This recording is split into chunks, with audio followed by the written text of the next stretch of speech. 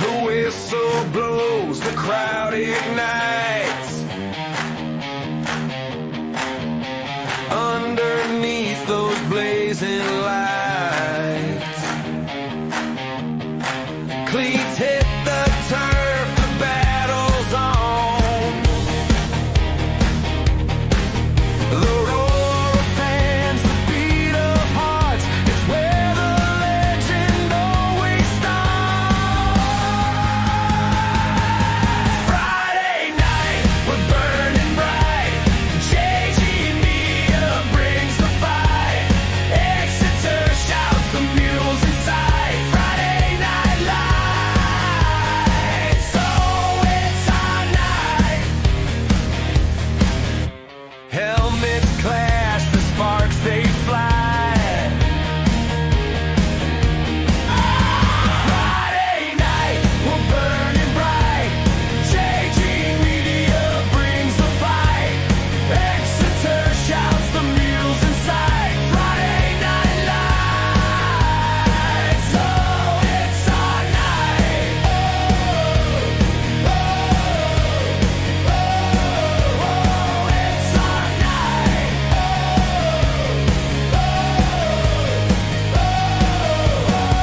It's our night.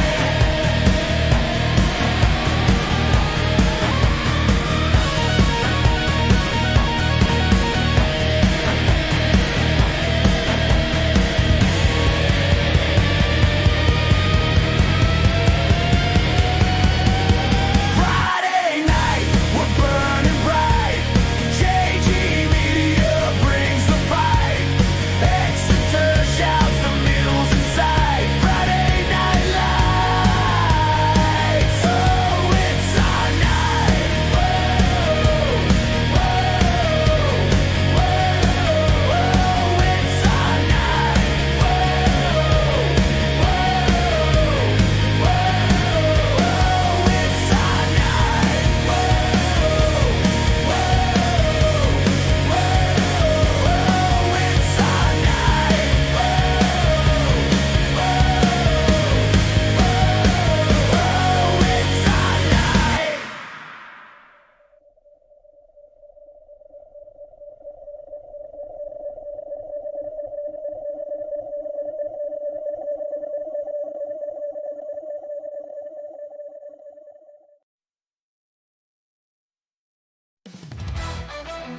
Live on the Exeter Sports Network, it's Exeter Eagles Playoff Football 2025. Brought to you by Birdie's Inn, 160 Old Greensburg Road at 5 Points in Exeter, the home of the best burgers and burgers.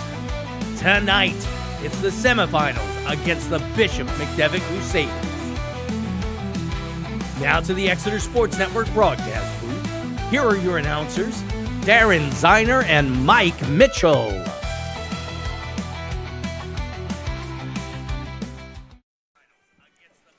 Good evening. Welcome to the Exeter Eagles Varsity Football pregame show on the Exeter Sports Network, brought to you by Jerry Gelliff Media. As you heard, your Exeter Eagles square off against the Bishop McDevitt Crusaders. It all gets started after these messages. You're watching the Exeter Sports Network.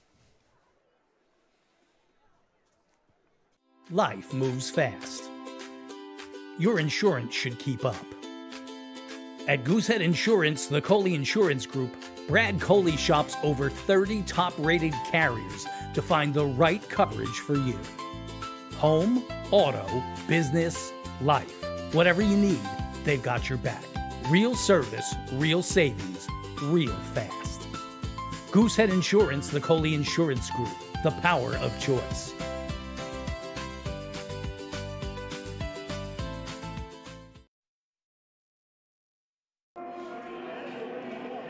You are looking live, Rocco Ortenzio Stadium, the grounds of Bishop McDevitt High School, Harrisburg, Pennsylvania, for semifinal District 3 playoff action, pitting your 10-2 7th-seeded Exeter Eagles against the 9-2 3rd-seeded Bishop McDevitt Crusaders, joined in the Exeter Sports Network booth and being challenged by a local speaker. First off, this is Mike Mitchell. Mike, say hi. I'm excited for tonight. Going to be a great game. Exeter got to tonight's District 3 5A playoff semifinal in striking fashion, dominating their first two opponents. And Mike, last week at halftime, it looked like it would be a third, but Conestoga Valley made a game of it. Yeah, Conestoga, there was no quit in Conestoga Valley. Their quarterback is phenomenal, Espen Shade, and he made some great throws, but Exeter did what they needed to do to pull it out. So it was 34-14 at the half, 41-34 your final. Exeter outscored 20-7 in the second half. Two onside kicks by the Buckskins unsuccessful. One went out of bounds. The second recovered by Braylon Reinert to close out the deal. And we'll move to the Exeter offense. Mike, we don't need to say anything more than running back Leo Brown right now is in rarefied air. He needs 9 yards to break the single-season Berks County rushing record of David Gilmore. And I'm old enough to remember watching David Gilmore when I was a young boy run over Wyomissing at St. Lawrence. What an amazing feat for Brown and this offensive line that's opened the holes for him and this coaching staff. But he's on the verge of history and well-deserved. I remember Matt Bauer being so excited about how hard Leo worked this offseason at the media day preseason, and just great to see all that work paying off for him. So Leo Brown, total yards on the season, 2,395. And in an arena where 100-yard rushing games are usually the benchmark, 5 out of the last 6, he's rushed for 200. So forget about the 100 benchmark. We'll see what he can do tonight against a very stout Crusaders defense. Let's move to Riley Martinez. In the short time that he's been back from injury, you have to look no further than that 77-yard touchdown missile last week to Jaden Ware to know he's back. Yeah, that ball was just on the money. It was our play of the game. He's got such a strong arm, such a command of the offense. He's so cool back there with reading pressure and reading defenses, and he just has good timing with these receivers. It's great to have him back in the lineup, and it gives Exeter another receiver because Jay Kafer can move out there now. Jaden Ware, 2 catches last week, 118 yards. As I mentioned, the 41, the 77-yarders for TDs. That combination has been able to stretch the field all year long. Jaden Ware does a great job getting behind the secondary. But as we were talking before we went on the air, look for Jake Hafer to be more active in this game as well. They may try to target Jaden Ware. Hafer with excellent athletic ability on the outside as well. And they potentially could be using some other outlets today. Yeah, absolutely. I mean, you're playing the defending state champions. They beat you pretty good last year. So, this is where you throw the playbook at them. You do what you do, but, you got to leave no stone left unturned. Very talented team, obviously, and you're going to have to try everything, everything in your playbook to knock them off. I mean, they've only lost to a team from Canada and the number 1 team in state in 6A, Harrisburg. So, and they've pretty much blown everybody else out. The Exeter defense stout against the run last week. They gave up 73 yards on 32 carries. However, quarterback Sawyer Espenshade got hot in the second half. Passing-wise, 25 of 37, 315 yards. Sebastian Williams for the Crusaders will be able to put the ball up in the air, so the secondary is going to have to be on their toes. Yeah, that's going to be the key tonight. Can they contain the passing game? They have 4 receivers with a bunch of catches, no main standout. They got D1 kids in the backfield. But the running game, Exeter's done a great job all year stopping the run. In the 2 losses, both Hempfield and Conestoga Valley did the damage through the air. So that's going to be a key to look for tonight, how our secondary and our defensive line and linebackers can pressure and put some pressure on Williams and hopefully, cause some turnovers like they did last week. Talking about the Exeter defense, number 1 in the league in defense against the run during the regular season. They only allow 67 yards per game. Number 3 in total defense and scoring defense, and they only allow 11.8 points per game, 4th fewest among District 3 teams. Aiden Dauble leads the team, 88 tackles. Joel Marino, 14 tackles for loss. They're going to look to get pressure and obviously take some time away from Williams to find those receivers downfield. And you hit the key. You hit the nail on the head there, Darren, because against Hempfield, they didn't get the pressure that they typically get. They did last week, and they caused some turnovers early, enabled them to get out to the big lead, and I think they're going to have to do that today. It's going to be interesting. McDevitt's averaging 190 yards rushing per game. So, if Exeter does what they do and shuts that down, it's going to come on to can they pressure Williams and cover this talented receiver core in the secondary. Marino 7.5 sacks. Jackson Kozik leads the team with 8. Second in the tackle for loss situation with 13.5. As a team, they've recorded 29 sacks, 45 hurries, 26 takeaways. And we talk about special teams as well. Jake Franek, Mr. Virtually perfect, 58 of 59 on PATs. He's going to play a factor tonight. Yeah, absolutely. He's going to have to, last year there was a kickoff return for a touchdown. They have some talented people out there, so he's got to put the kickoffs where he needs to. And if we punt, he's going to have to pin them deep like he typically does and not make them returnable. In the name of your Son, our Lord, Jesus Christ. Amen. In the name of the Father, and of the Son, and of the Holy Spirit. Amen. Game prayer going on right now, and we'll follow that up with the national anthem, and we'll go silent. To be followed by our national anthem, to be sung by Bishop McDevitt Jr., Gianna Petro.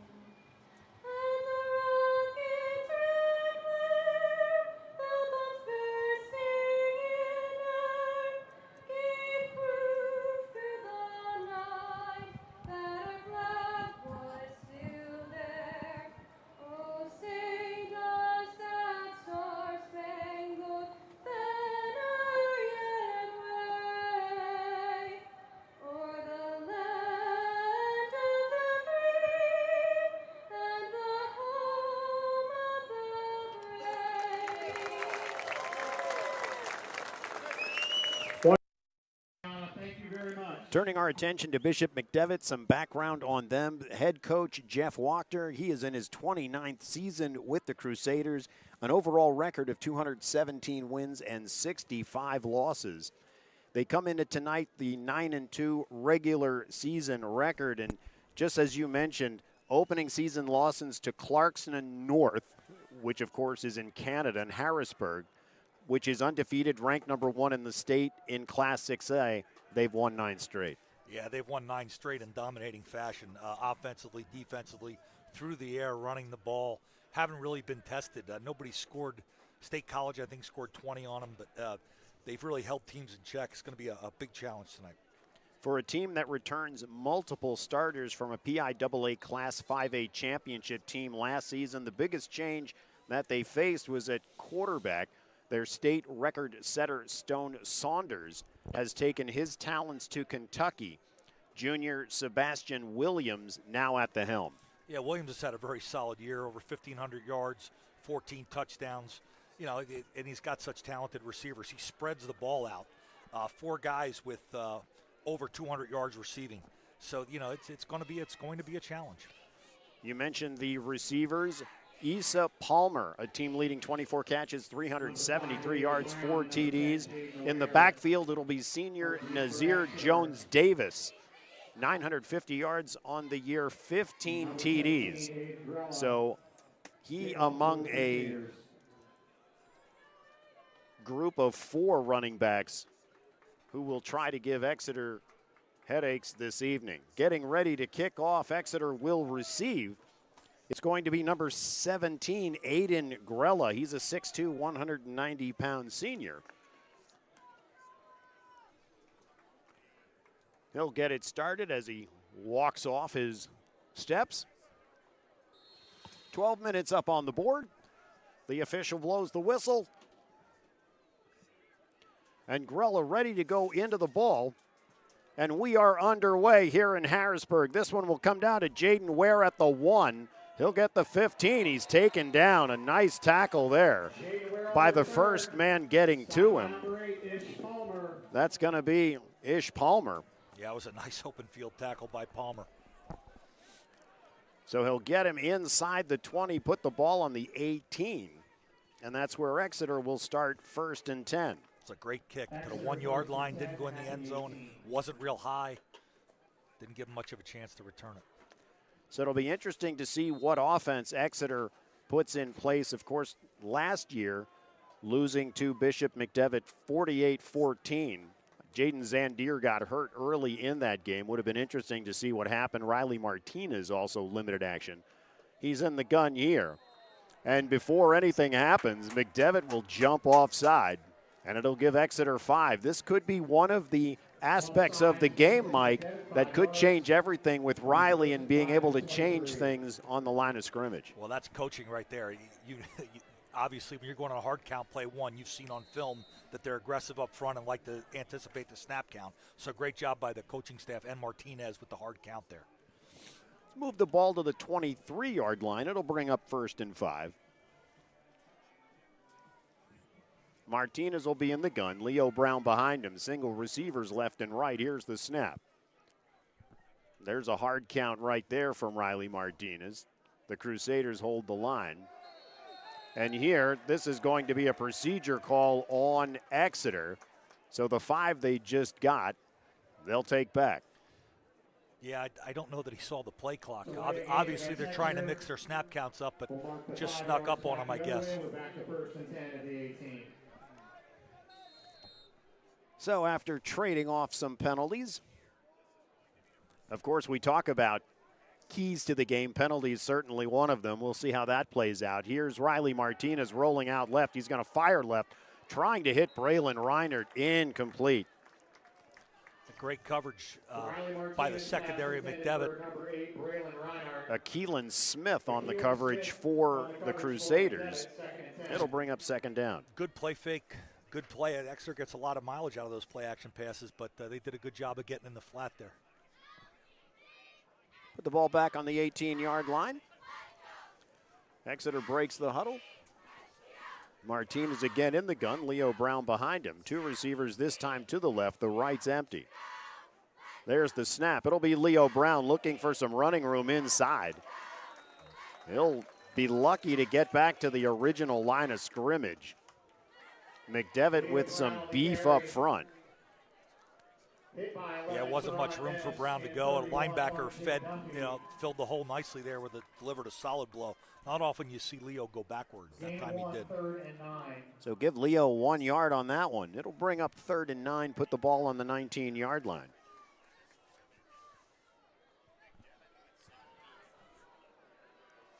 Riley Martinez comes in a little later with the play. Play clock at 10. He'll be in the gun this time. Brown to his right. There's the snap. He'll drop straight back. He's looking. He'll fire it over the middle. It's going to be incomplete. Almost picked off. Martinez pass is broken up by number Yeah, He got was looking for Jaden Ware over the middle, but Maurice Barnes Jr. couldn't come up with it. Yeah, it looked like it must not have seen him in his line of sight there. Good play by McDevitt covering everybody. Looked covered there. Looked like they were trying to sneak Kozik to the weak side, but just didn't happen. So Ish Palmer back deep for the Crusaders. Jake Franick will kick it away. It's a good kick. It'll hit it about the 46, take a hop. Palmer will pick it up. Wyatt Richard, actually, it's not Wyatt. Wyatt's 62. Taking a look, the first man on the scene, able to get a hand up high and slow him down. He looked at the official immediately to see if he was going to get nailed with a horse collar, but did a nice job slowing him down. Yeah, it was a good no call. Give the credit to number 82, Caden Reinert, the 6'4", 193-pound freshman.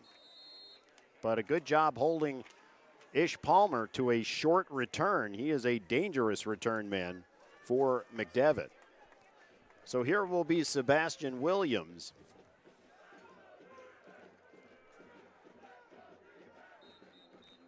And before the snap, flags fly.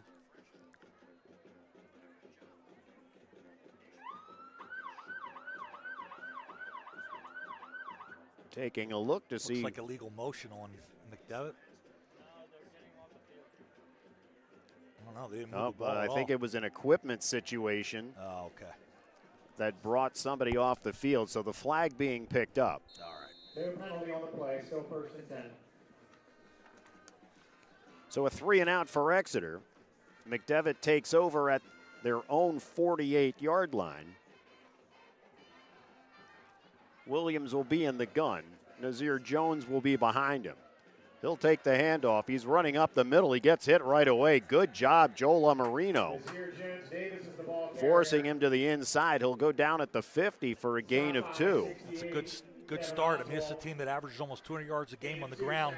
Exeter's strength has been their defensive linebackers not allowing runs. It's a good start to the game defensively. It's good to see Marino out there. He was hurt last week. It's good to see him moving well. And Aiden Dauble as well. So Jones Davis will be behind Williams. 2 receivers right, 1 slot right. He'll drop straight back. He's looking right. He's going to fire it deep. It's going to be too far. Incomplete. Good coverage there, Jaden Ware. Yeah, excellent coverage, deep and underneath. They had everything covered there. Excellent job by the secondary of Exeter. Trying to hit Howard Holton Jr. But incomplete there.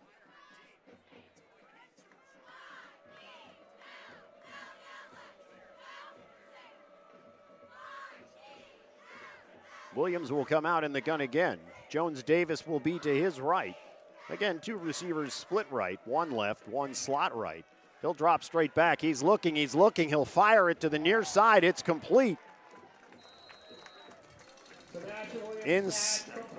Dylan Donate will ultimately make the tackle, but the catch goes to Howard Holton Jr. Yeah, it's a nice out pattern, 16-yard gain. Put the ball on the money. You know, with the speed of these guys, you got to play off them a little bit. You don't want them to get behind you, and just nice pattern there. Holton Jr. on the year coming into this game. 21 catches, 277 yards, a team-leading 5 touchdowns. So 1st and 10 for the Crusaders. Put the ball at the 34-yard line. Here's going to be a handoff. They're trying to go up the middle. Absolutely nothing there. Joel Marino will shut that down. And then Kevin Oswalt will finish it up. Yeah, Oswalt got a good jump in there, made a great play. He's had a stellar year as well.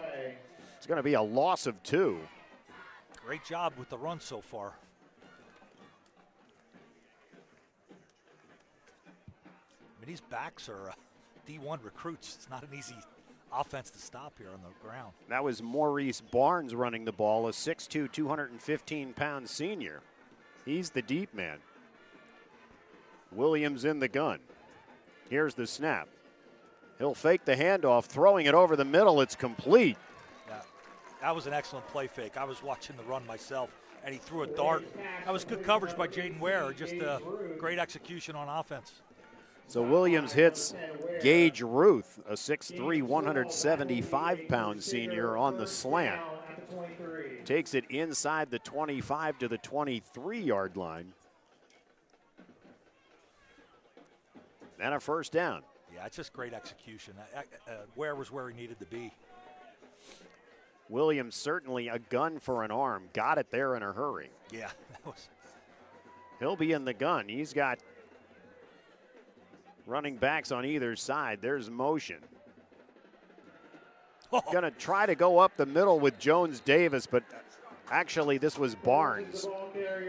But Aiden Dauble, Kevin Oswald, Joe Lamarino, all there.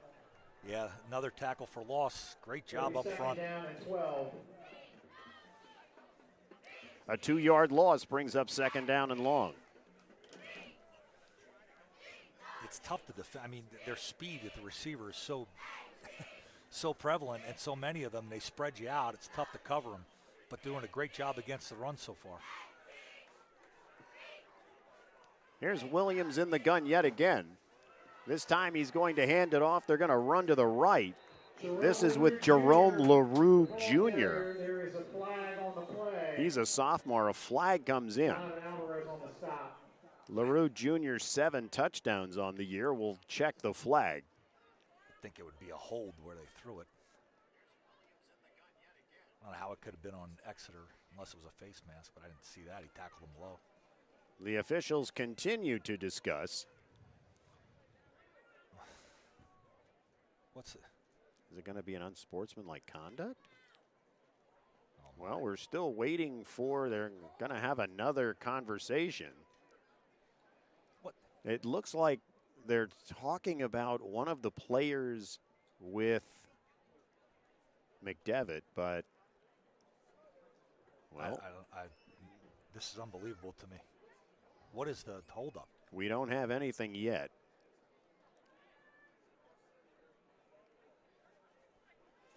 Still don't have a call. It was a late. It was a late flag, so I don't know. It was, it was kind of after he had already crossed the line, but he threw it where that happened. So that's why I assumed it was a hold, where he turned upfield. But so we continue to wait as far as that's concerned.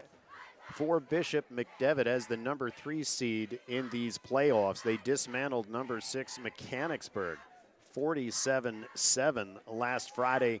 They're heavy on the run, as we talked about it. Last week, 39 carries, 253 yards. 2,000 play, holding against Bishop McDevitt, and then a dead ball, personal foul against Exeter.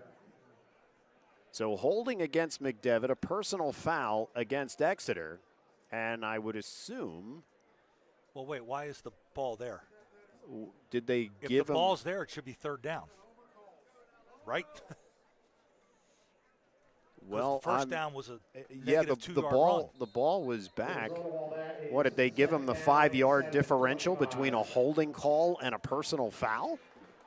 We're not sure. Yeah. I guess It's that's what listing happened. 2nd and 7. Put the ball at the 20-yard line. Williams will be in the gun. He's got the snap. Throwing it to the near side, incomplete. Williams pass at 10-3, Liam Fuller. Good job by Donovan Alvarez. He was there on that play. Number 4, Donovan Alvarez on the coverage. It'll be 3rd and 7 at the 20. Trying to hit the big tight end, Liam Fuller, 6'6", 230 pounds. Yeah, he's a big unit. Donovan definitely would have wanted to tackle him low. So incomplete. It'll bring up 3rd down. Yeah, The ball on the right hash. spreading them out with 4 wides again. Williams will be in the gun. There's the snap. He'll look left. He's got pressure. He'll throw it. It's complete. Making a move around Josh Jackson, and there you go. Some of the D1 talent that's on the field. That was Howard Holton Jr., the sophomore, making a move. and getting around the defender for a 20-yard touchdown catch. Yeah, he made a heck of a move on Josh Jackson there. You know, just a great pass, good timing. They cleared it out and ran him out underneath. Tyler Reinhardt will hold for Aiden Grella. So Aiden Grella on for the PAT.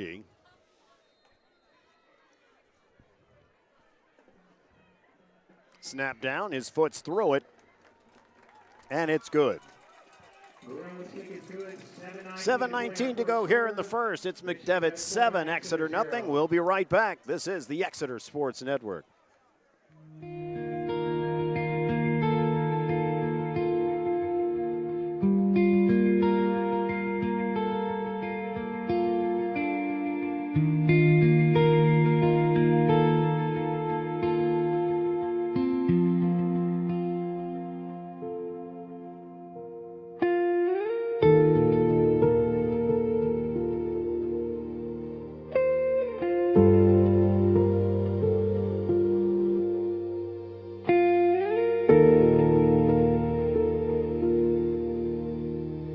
It's the Exeter Sports Network.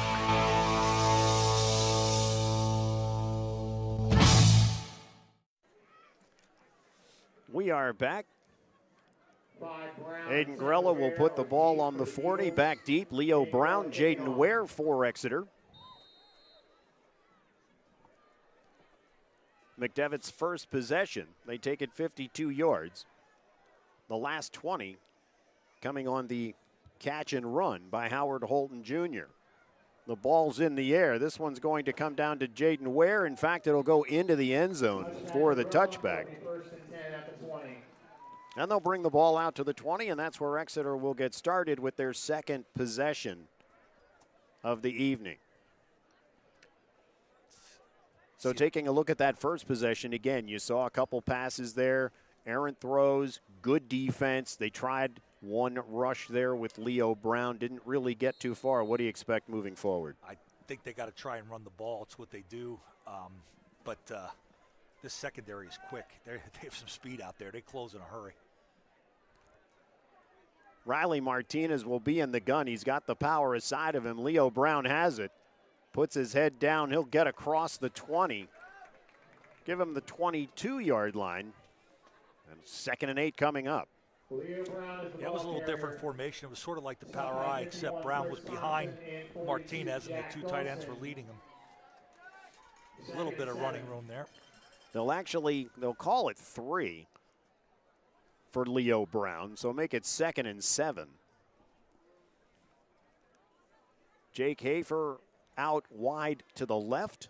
Jaden Ware wide right.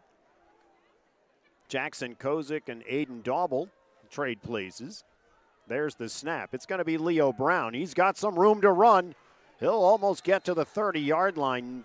We'll see if they give him the 30. If he's a yard short, they'll put him on the 30, and that's a first down for Exeter. Nice shift, great play call, good lead block. 7 yards on the play will make it 1st and 10 at the 30. Running to the right side, Aiden Dauble, Jackson Kozik able to pick up blocks, spring a hole for Leo Brown.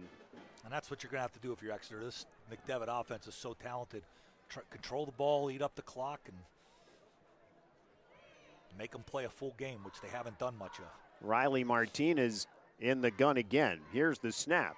He'll give it to Leo Brown. Yeah. A huge hole on the left side. He'll get out to midfield. There's the blocking from Aiden Dauble, Jackson Kozik, and the offensive line. Yeah, that was very well blocked up front. Dauble and Jackson leading the way.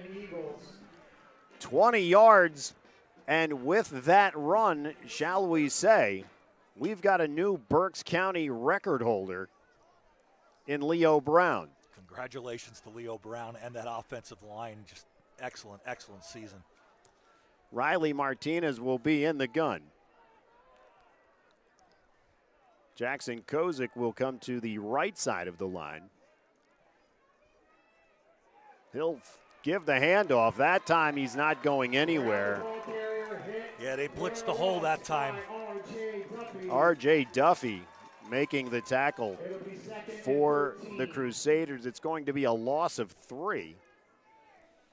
Yeah, they just blitzed. They got the right hole there. They blitzed, and Brown didn't have a chance. 2nd and 13, the call. Riley Martinez breaks the huddle with 15 on the play clock. A lot of shifting, a lot of different formations, kind of, what you'd expect. They're throwing everything they can at him. Martinez awaits the snap. He's got it, fakes it, and he is going to go down. He took an absolute shot from a blitzer off the left side. Maurice Barnes Jr. came off the left side. Nobody had him, and he absolutely crushes. Yeah, Martinez did a great job just to hold on to the ball. So Barnes, who is an all-state linebacker, has offers from Notre Dame, Colorado, and West Virginia. You just saw a little piece of it there.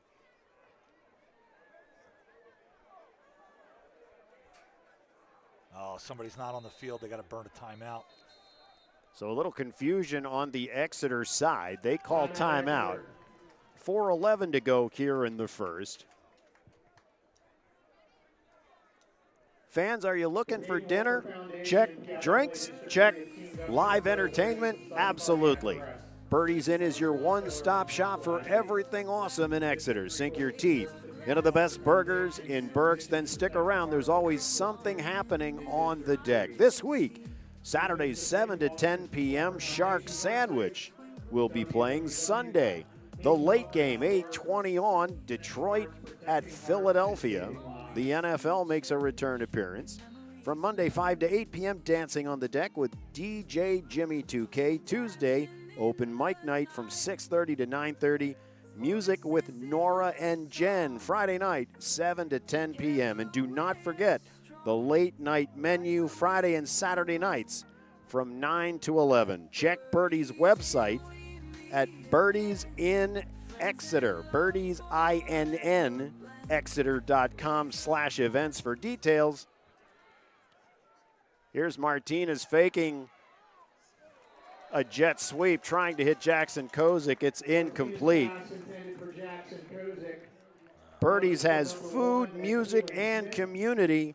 Find us at 5 Points in Exeter. Yeah, they're trying to get him to bite up on the pitch pass there, and off the jet sweep motion, they didn't buy it and covered Kozik in the flat. Looked like Jaden Ware broke open late on that play. So McDevitt holds. A few tackles for loss include the sack, and Exeter will have to kick it away. 19, Jacob Frank on to punt for Exeter. Here's Franik's punt. It'll hit it about the Oh, 27. It goes over the head of the receiver. He'll bring it to the near side. He's got room to run. That was Brandon Dolling on the return. Made a nice recovery. Josh Jackson on the tackle, but he'll bring it out to the 30. See where they ultimately put him, the 34, and it'll be 1st and 10, McDevitt. Yeah, special teams are going to be so important with all the speed they have, and so far they've done a pretty good job. So Williams will come out in the gun. Jones Davis will be behind him. Single receivers left and right. One receiver on the right in the slot. This is going to be Jones Davis. He's trying to run. Jackson Kozik is being held the entire time. Yeah, I'm glad you said it before me because that was obvious. You could see the hand and the 0 on the back of his jersey being pulled up. But needless to say, Jones Davis will get across the 40 to the 42-yard line. Yeah, they ran at Kozik and held him, so not much he could do on that. Pickup of 8. It'll be 2nd and 2.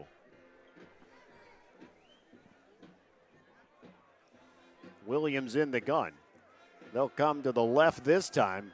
There's an absolute hold on Jackson Kozik. They don't call it. But nice defense coming up, making the tackle. Joel Amarino. Donovan Alvarez making the tackle. It's going to be a loss of 2. Bring up 3rd and 5. Good job by Alvarez getting there. Kozik did a good job, too. He blew the play up. He got in so fast. Even though he didn't make the tackle, he caused a disruption. Make it a loss of 3. I got to cover these out patterns somehow. Easier said than done. They've got a fullback in the game now, Jack Dawson. What's happening here? This was an official timeout, so McDevitt could change. I don't know if it's an equipment situation thing it's or something what. With him. They keep it's number 0 every time. But I don't they know. blow it and allow him to make the switch anyway. Here's a pass to the near side, incomplete. Trying to make the move without the ball was Howard Holton Jr. It's incomplete. It'll bring up 4th down, and they'll kick it away. Couple drops for McDevitt tonight. Pretty good coverage by Donati there. I mean, that's a tough spot to be in because it's so quick you can't let him get behind you.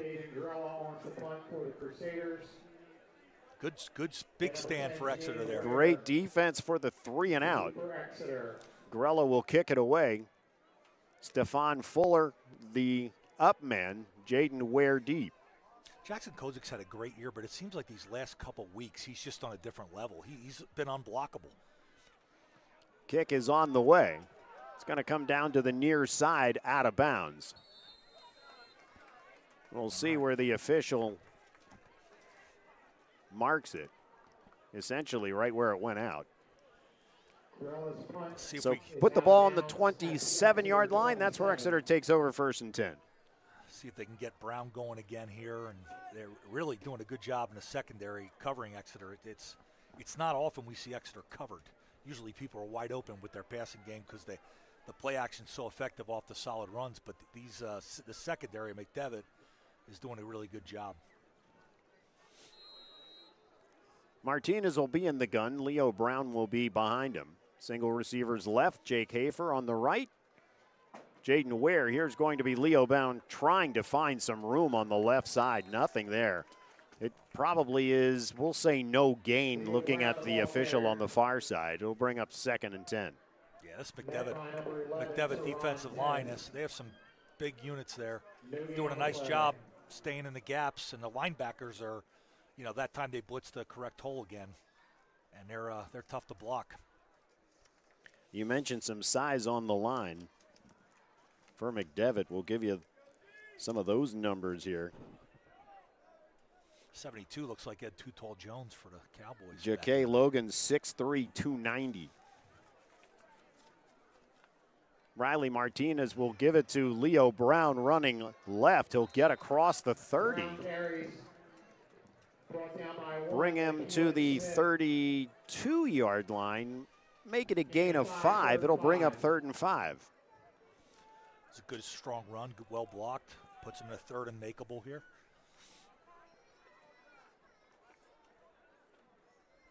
It's amazing they can be this good against the run when their secondary's playing off as much as they are. Their linebackers and down linemen are really doing a nice job. Joel Amarino, Wyatt Richard, Kevin Oswald up front for Exeter. Here's the snap. It's a quick throw to the near side. It's going to be a little bit beyond Jaden Ware's reach. Even had he completed that, would have been short of a 1st down anyway. But needless to say, incomplete, and Exeter will have to kick it away. Yeah, good coverage. It's a good route by Ware, and a good timing on the throw by Martinez, just a little off. Back deep for the Crusaders is Ish Palmer. He'll stand at his own 35. Here's Franek rolling to his right before he kicks it. It'll be taken about the 27. Good job closing him in. He'll still be able to make something out of it. But a nice tackle there by Donovan Alvarez. Just when you thought you had him closed in, he's able to turn it into a positive situation. What a great job overall by Exeter. Franek bought some time, kicked it nice and high, allowed the coverage to get down there. The coverage was there, just an athletic play by Palmer, but they still contained him. They're not giving up big plays so far. The biggest play's been that 20-yard pass play. So defensively, they're doing what they need to do. They just got to try and sustain a little more on offense. The Exeter defense, absolutely. They're trying to run it, but that front 7 stout thus far for Exeter. Here's Williams looking to the sideline for the play. motion from left to right. There's the snap. It's going to be a handoff going up the middle. Joel Lamarino, Josh Jackson in there on the tackle. Jones Davis. Yeah, a little counter tray move there. They pulled 2 people there. Gain, 2nd and 5. They'll give him 5 to the 40. It'll be 2nd and 5 for the Crusaders.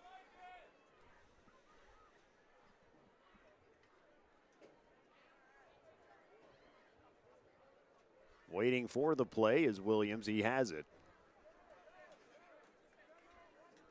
And they'll move to the line. At the end of the first quarter, our score, McDevitt 0s on the board. We've played 1 here in Harrisburg. It's McDevitt 7, Exeter nothing. We'll be back with second quarter action right after this. It's the Exeter Sports Network.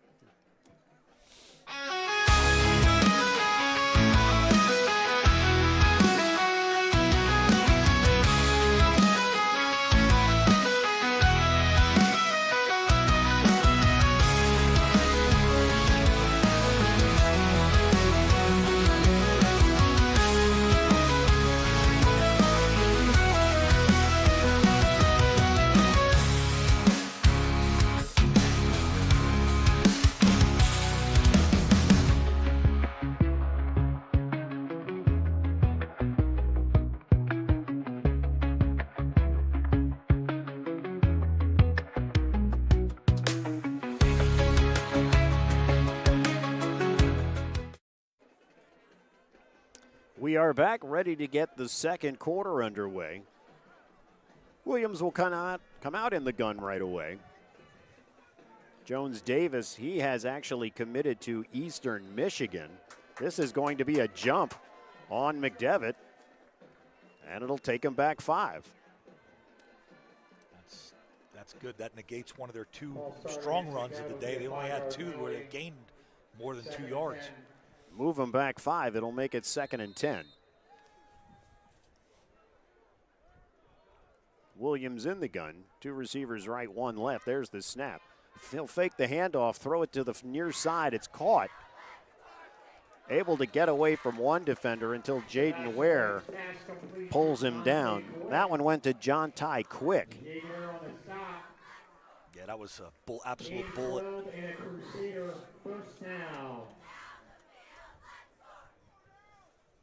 Absolute bullet with the play fake. Not much you can do there. Pashley had pretty good coverage. Missed the tackle. John Ty Quick, when you talk about the Division I prospects on the field, he's got offers from Pitt, Syracuse, and West Virginia. There's Williams. He's going to hand it off, running left. There's a huge hole. He's going to stretch it all the way to the end zone for 53 yards. Jones Davis, and it's 13-0 McDevitt. We just talked about Exeter's doing a great job limiting big plays, but certainly they got one there. Nice run by Davis, huge hole.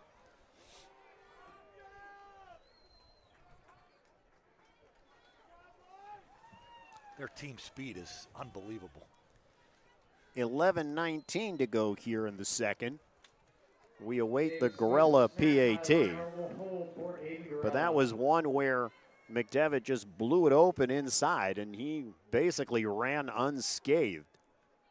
The ball down, his foot's through it, and it's good. 11:19 to go here in the second, 14-0 McDevitt. And just like Exeter throughout the course of the year has shown that explosive offense mentality, we certainly know McDevitt capable of it as well. Yeah, they've got some size up front, some speed, and speed that, you know, quite frankly, not many high school teams have. So many different guys. You get 2 D1 running backs. It's tough. You know, that being said, they've done a nice job. You know, you're holding them most of the game. They had an 8-yard run and a 5-yard run up until that point, and a couple 2-yard runs and then negative plays. So defense is out there a while, having trouble getting consistent offense going. They got to do it here, or you're getting in the danger zone here.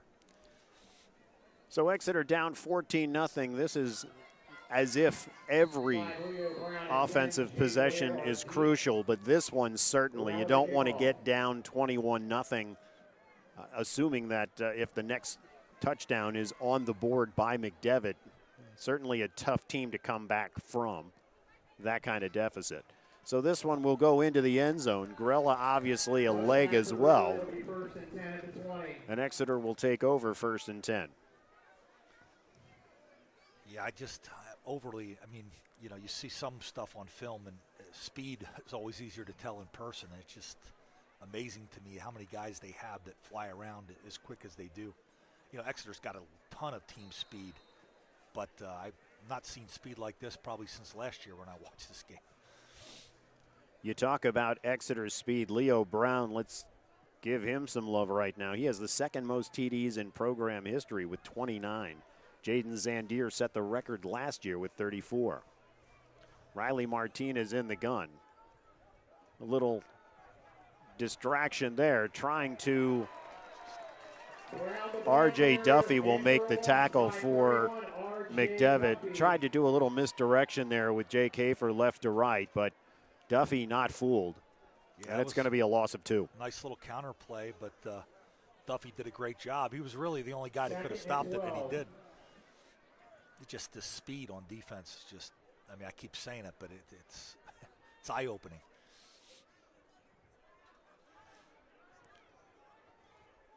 Martinez will come out in the gun. Aiden Dauble sidecar right. Leo Brown behind him. Here's the snap. They'll give it to Leo Brown running right. He's got a few yards, might get back to the original line of scrimmage. So give him 2. It's going to bring up 3rd and 10. Gain of 2, 3rd and 10. Yeah, it's tough. They're getting right in Jaden Ware's face, and they're quick enough speed to stay with them, and they have somebody over top too.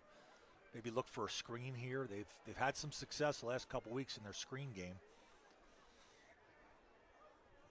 The offensive line's done a good job. Martinez, other than the one where they blitzed them blindside, hasn't been pressured much. So Martinez will come out in the gun. Leo Brown to his right. 2 receivers right, empty on the left. There's the snap. He's going to roll right. He's got pressure in his face, but he'll throw it underneath to Jackson Kozik. He'll try to get to the sticks, but he's brought down well short. And it'll be 4th down, and Exeter will kick it away. It was the right play by Martinez. Nobody else was open. Kozik's tough to bring down. You know, sometimes you have to throw underneath the sticks and, you know, trust your people to get there. It'll be 4th down and 4. So Jake Franick will kick this one away. Watching in pregame warmups, they were throwing the ball a lot in the flat to Kozik. Must be something they think they can get. Franick the punt. Ish Palmer standing back at his 40. Here's the kick. It's away. Good. He kicked It's a it away. good kick to the near side. It's a great kick. It'll take a bounce taken at the 28-yard line, trying to make some room on the sideline and ultimately being taken out of bounds is Ish Palmer. Good tackle there.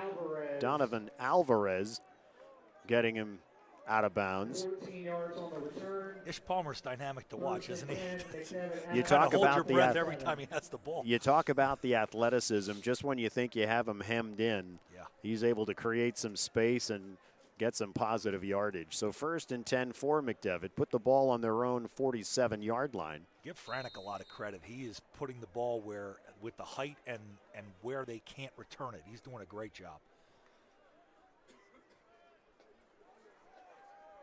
Williams will come out in the gun. Here's the snap. He'll keep it. He's running right. Good tackle here in the open field. Yeah, Nicely done, Jaden Ware. Little misdirection there. 2-yard gain. Jaden Ware not fooled. Give him 2. It'll be 2nd and 8. Yeah, nice job by Jaden Ware. Good open field tackle. Williams doesn't run it a whole lot, but I guess that's a keep you honest type of play. But we talked about it. Exeter, the defense doing a nice job as far as the run is concerned. Again, remove that long touchdown run from Jones Davis, but doing a fantastic job as far as short gains on the run. Here's Williams in the gun. He'll hand it off. They'll try to run up the middle, but Joel Amarino will hit him first. Jerome LaRue Jr. is the ball carrier. Give him a yard. Stopped by 53, Joel Amarino. Yeah, this is Gain of 1, 3rd and 7. doing a nice job up front, really are. You know, they're averaging 200 yards rushing a game almost, and take that 53-yard run away, they probably have about 10 yards. Now this is where it's tough because they run these out patterns. You know, they clear you out and run outs, and you know, most teams, their slot receivers aren't nearly as fast, and they got 4 guys that can fly out there. Williams in the gun. There's the snap. He'll drop straight back. Here comes the blitz from Fuller. He's going to throw it over the middle. It's complete. Inside the 25. Got to give Williams a lot of credit for hanging in there because Stephen Fuller delivered a heck of a hit. Gage Ruth on the catch. He'll get inside the 25 to the 23-yard line. First and 10 at the 23. Tell you what, in my next life, I want to be the quarterback coach at McDevitt. Both these guys we've seen the last 2 years have cannons. They're on the money. I mean, he's getting drilled and throws that, you know, just on a dart. And it's good coverage, you know, where you needed to be. And you mentioned as far as the speed that they have on the outside, you have to give them a little room because you don't want them to get over top. I think they're playing it perfectly, the best they can. They jumped again there. So here the right end, the tackle for McDevitt jumps. Move him back 5. Then it'll bring up 1st and 15. Penalty 5 yards. Yeah, this Exeter defense, it's 14-0, but they've done a really solid job. One breakdown on that run, and that was about it. The rest are just athletic plays. I mean, I don't know. I can't stress it. I don't know what the live stream looks like, but you're here live watching these kids run, all of them, and it's just amazing to me how they have so much speed. So 1st and 15 for McDevitt. Put the ball on the 28-yard line. Williams will be in the gun again. Jones Davis to his left. There's the snap. They'll give it to him. There's nowhere to run. Forced to the outside. Aiden Dauble, the first one there. Yeah, Braylon Reiner blew it up and forced him to cut back, and Dauble made a nice play. He'll get a few yards. Maybe 1, actually. Yeah, it was really good defense again. Second down and 13 at the 26. They'll give him 2 officially. But a great job for that front 4 for Exeter, and the linebacker Dauble finishing it up. Yeah, you look at the size of this McDevitt line, and you would think that they'd be able to run the ball up and down the field, but Exeter's so strong, and they do such a good job up front, and their linebackers flow. They've really done a nice job against that run. 5:51 to go here in the second, 14-0 McDevitt. We'll be right back. It's the Exeter Sports Network. Proudly supports piano.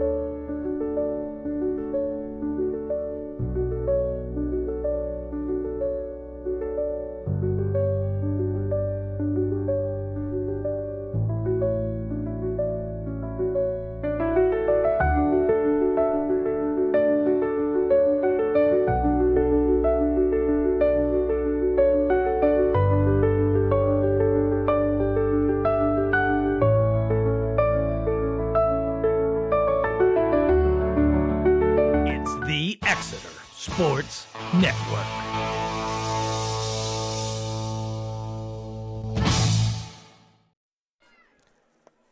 We are back. McDevitt comes from the sideline with the play call. Barnes is to his right. Motion to the near side. Williams back looking. He'll fire it. He'll hit his man inside the 15-yard line. Sebastian Williams pass complete to Jonte Quick. It's going to be Jonte Quick. Yeah, they motioned a trips formation there, and they're running deep and then running it deep out behind it. And he's putting the ball in the money. Take it to the 9-yard line. It's a 17-yard catch. He put that ball in between 2 defenders. Just a great pass. And 1st and goal. Yeah, how about it? You replace Stone Saunders, who was able to take, as I mentioned, his talents to Kentucky, and you bring in Sebastian Williams, the junior, and you don't miss a beat. Here's a run to the left side. There's a lot of room, and he's into the end zone. It's going to be taking a look. Jerome LaRue Jr. runs around the left end. Yeah, they went to an I-backs there. The fullback led the way. A nice down block, and he was able to get in. 9 yards on the touchdown run. Gorella again on. David Smith will snap. Tyler Reinhardt will hold for Aiden Grella.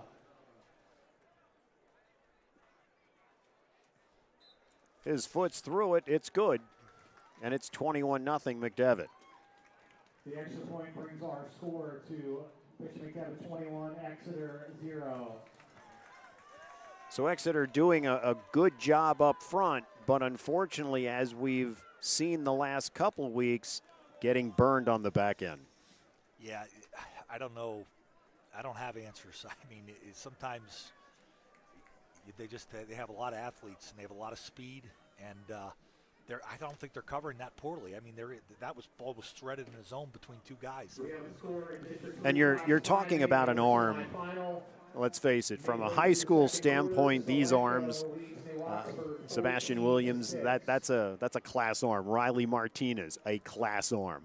It's not something that you're necessarily going to see at this level, but certainly McDevitt has that in their arsenal right now. And these passes have been to the slot receiver. They're not hitting their wideouts. They're hitting the slot guys, and that's too much speed in there. You don't usually see that. Grella puts this one up in the air. It'll come down to Leo Brown at the 2.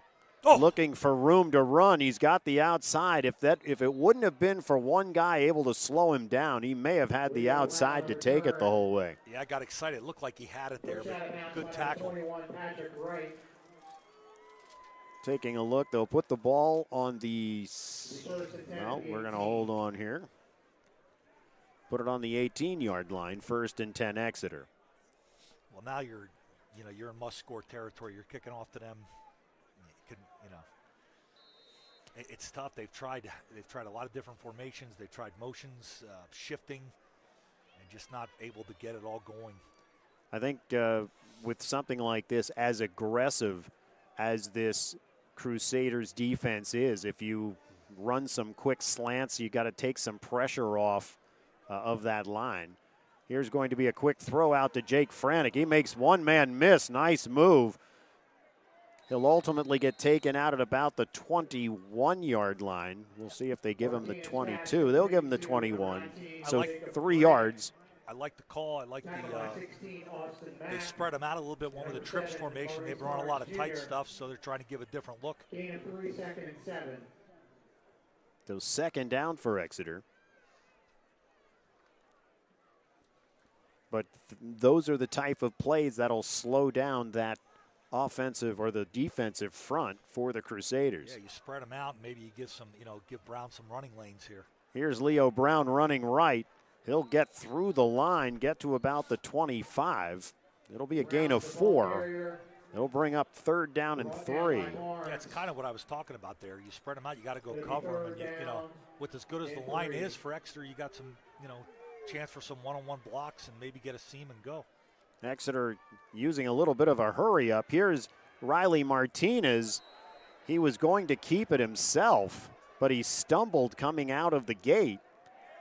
He had a defender in his face. Martinez throws it away, but it's going to be intentional grounding. Yeah, I was going to say they had to call that. There was nobody out there. Probably not a bad play, though. You don't want to get sacked and fumble there. Just, running for his life. That's great discipline by McDevitt because that was a naked boot, it looked like, and they were there, and you call that thinking it's going to be there because of what you're watching up top, but they show good discipline on that play.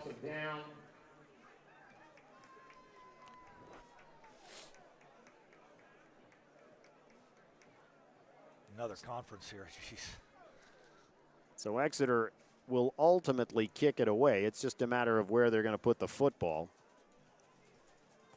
because they haven't moved it yet. The marker on the far side is still at the 25. They're actually going to waive it. You know what? He actually can waive it because he was outside of the pocket and he threw it away. I didn't know So it was if a it's rule. the Okay. same rule, I'm going to Yeah, guess. it must be, yeah. I'm going to guess it's the same rule in high school because that was my first thought. And then I saw the flag and figured, well, apparently it's not. Well, good, and all right, then that's good. Yeah, bottom line. Smart play by Martinez, like I said. That's right. So here's Jake Franek. He's going to run to the right, but as he tries to punt it, he gets hemmed in, can't get it away, and he's going to go down. Now, I know why you're doing it. You got to buy yourself time for those, to get down there, and that's just the product of McDevitt's speed. You can't punt normal. You got to buy some time to do it, and unfortunately, they got through that time. So good idea there, but McDevitt quick on the ball, able to bring down Franek before he can get it away, and they'll have it inside the Eagles' 20 at the 16.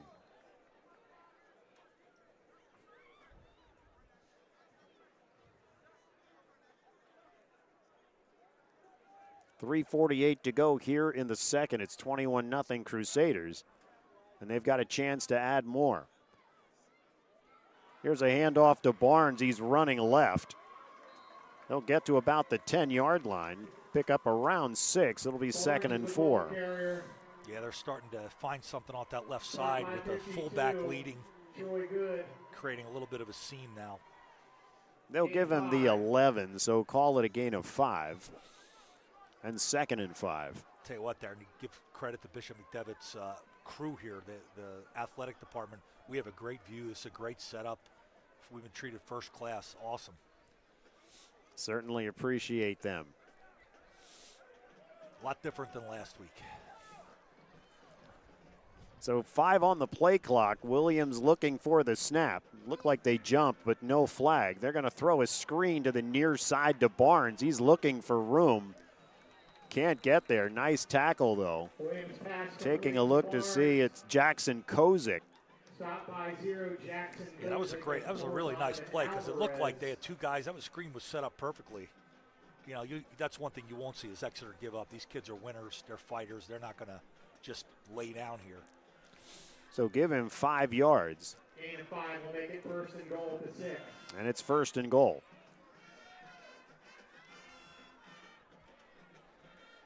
.245 with the clock running here in the second. 21-0 McDevitt.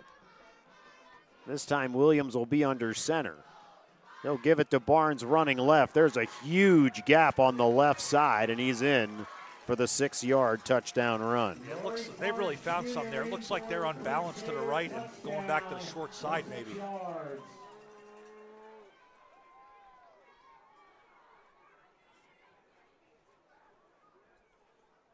So we'll await the PAT from Grella. But McDevitt here in the second quarter has blown it open. Yeah, just too much.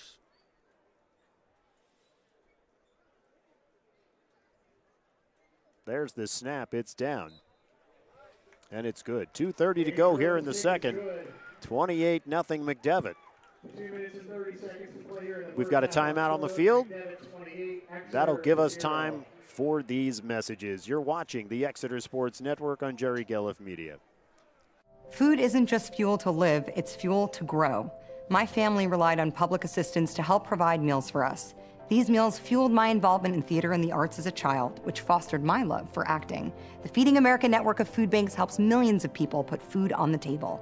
When people are fed, futures are nourished. Join the movement to end hunger, and together we can open endless possibilities for people to thrive. Visit feedingamerica.org/actnow.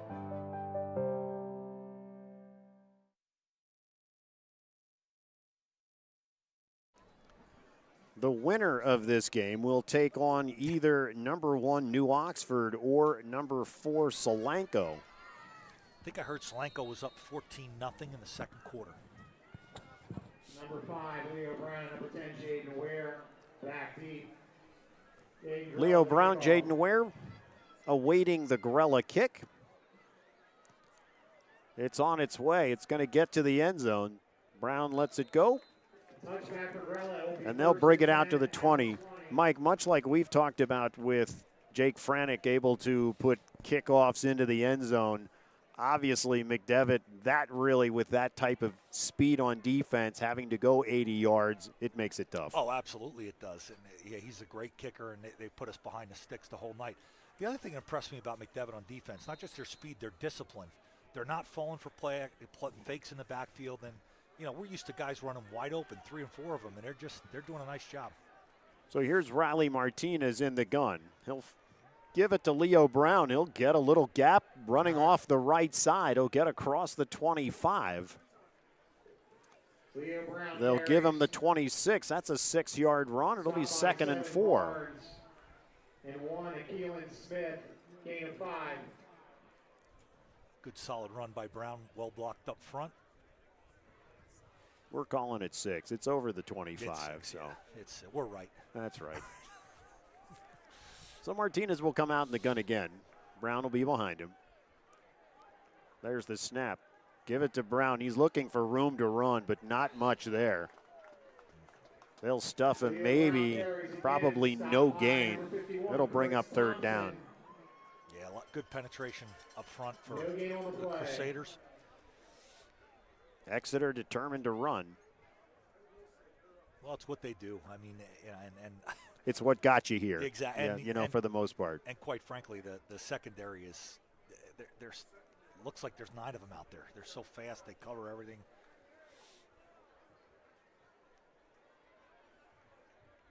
Exeter breaks the huddle. 1:15 to go in the quarter. Martinez will take the snap. He'll drop back. He's looking right. He'll fire. It's too high for Jaden Ware. Riley Martinez. Incomplete. Number 10, Jaden Ware. Yeah, Riley Martinez is doing all he can, and the receivers are, but just nobody open. So with the incompletion, Jake Franick will kick it away again.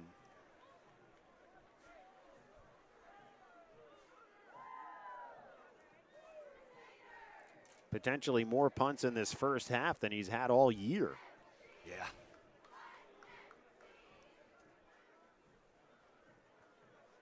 Here's the snap. This one he'll get away. It's a good high kick. It'll come down at the 40. Take an Exeter bounce toward the sideline. Finally touched by Dylan Donati. Down by Donati. And McDevitt will take over at the 38-yard line. At the McDevitt. Well, they've got all 3 timeouts left. So, you know, in this situation now, they've been hurting us in the flat with some passes, but you also can't let anything happen deep either, so not easy. Off the size of the offensive line, it's tough to really put a lot of pressure, even with as good as our front is, which our front is excellent. And our front has size as well. Yeah. They're being matched, obviously, a well-coached unit for McDevitt. Here's the snap to Williams. He'll drop straight back. He's looking. He's going to roll to his right, still looking. He'll throw it to the sideline. The completion is made. Howard Holton Jr. will make the grab. Howard Holton Jr. Looks like they finally called a hold on them. Gain of 18 yards. There's a flag down. Flag on the play. Can't believe they're calling it. They're not allowed to call it against us, apparently. But a hold. I was going to say, against Exeter's defensive line, if you're having that much time to throw, you've got to be holding somebody. They're way too talented. 10-yard penalty will make it 1st and 20 at the 28. So 1st and 20, move the ball back to the 28-yard line. Negate the completion.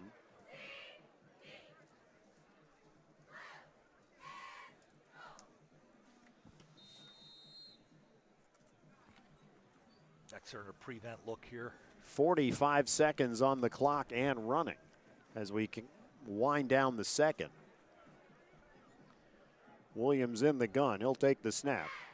It's going to be a handoff going to the left side. Andre Osborne able to participate as Joel Lamarino.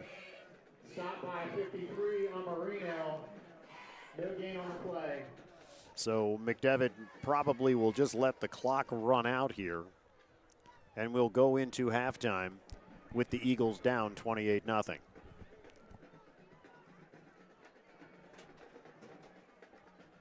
And indeed, that's what will happen. So we've played one half of football here at Rocco Ortenzio Field. At halftime, our score, Bishop McDevitt 28-0 McDevitt. 0. We will be back in a little while. You can listen to the bands. And we'll return with some halftime comments. Until then, this is the Exeter Sports Network on Jerry Gelliff Media.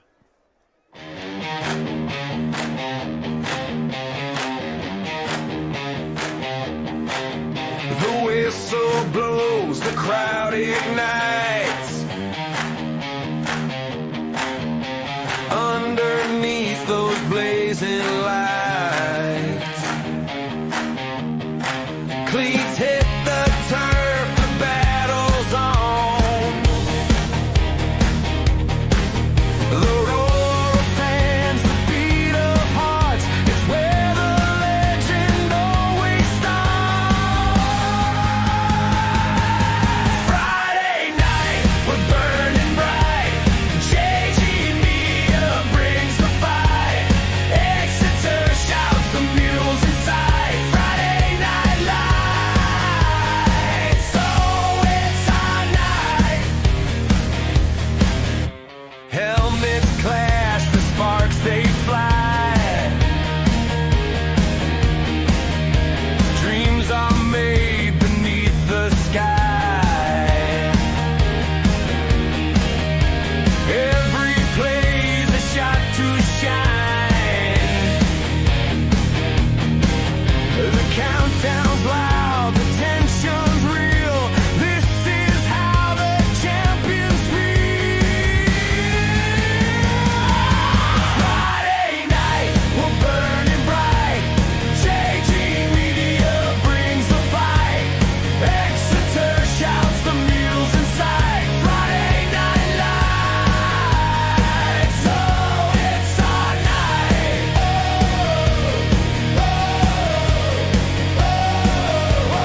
it's our night.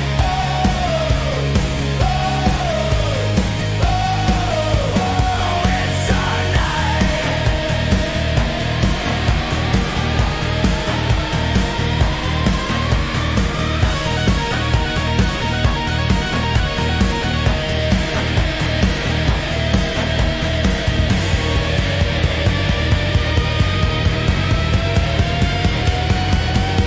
Friday night, we're burning bright. JG Media brings the fight. Exeter shouts, the mules inside. Friday night lights, oh, it's our night. Whoa,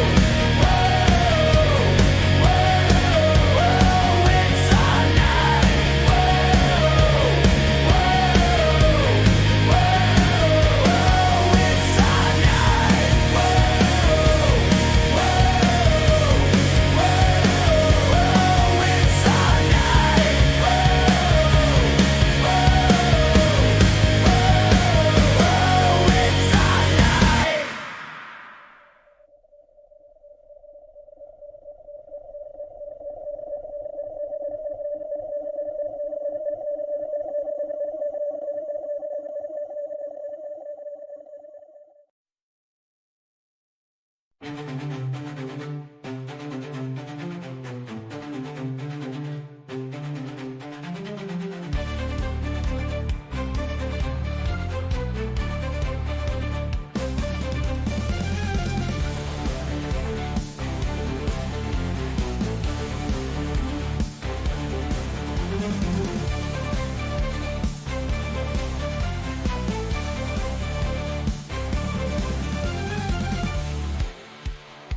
You're watching the Exeter Sports Network on Jerry Gelliff Media.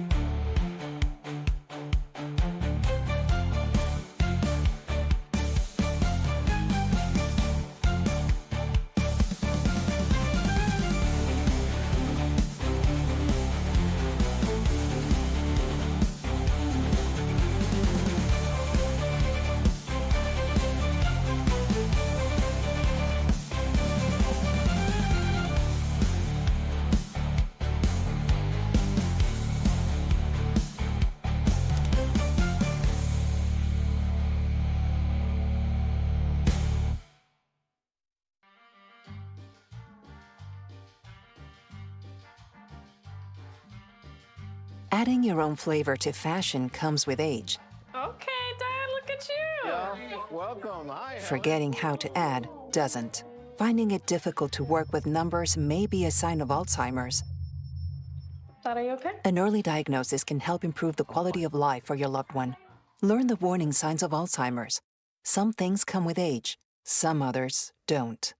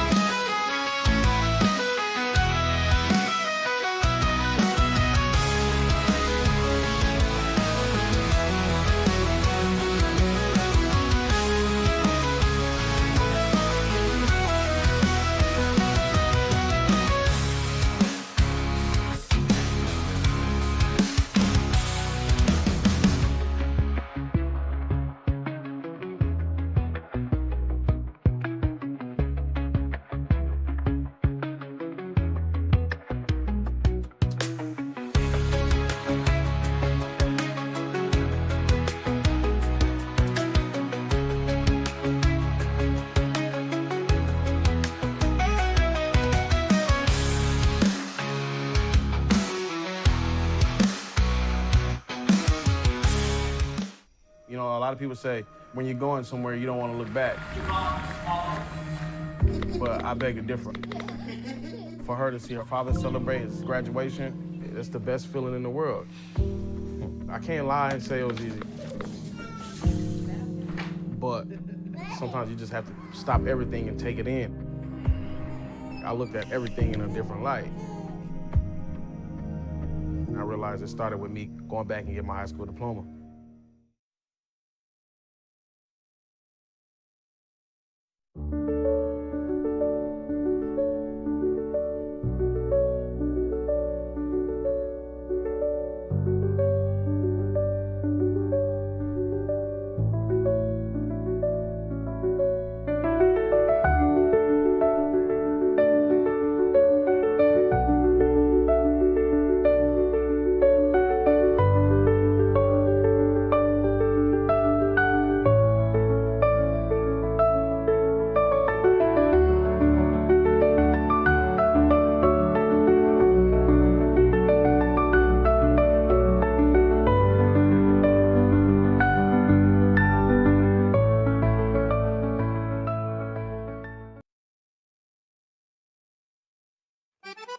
At Borelli's Creperie, Deli, and Market, they keep it simple. Good food, fast, fresh, and delicious. In the mood for a hoagie? Choose one from the menu or tell them what you want. A hot sandwich or a cheesesteak? They've got that covered too. Lunch meat for a family gathering? They have it fresh cut to order. Craving Italian? There are imported specialties you won't find anywhere else. Along with drinks, chips, snacks, and hot or cold brewed coffee in caramel, French vanilla, and hazelnut flavors. That's Borelli's Creperie, Deli, and Market. 15 Village Center Drive in Flying Hills. Good food, fast, fresh, and delicious.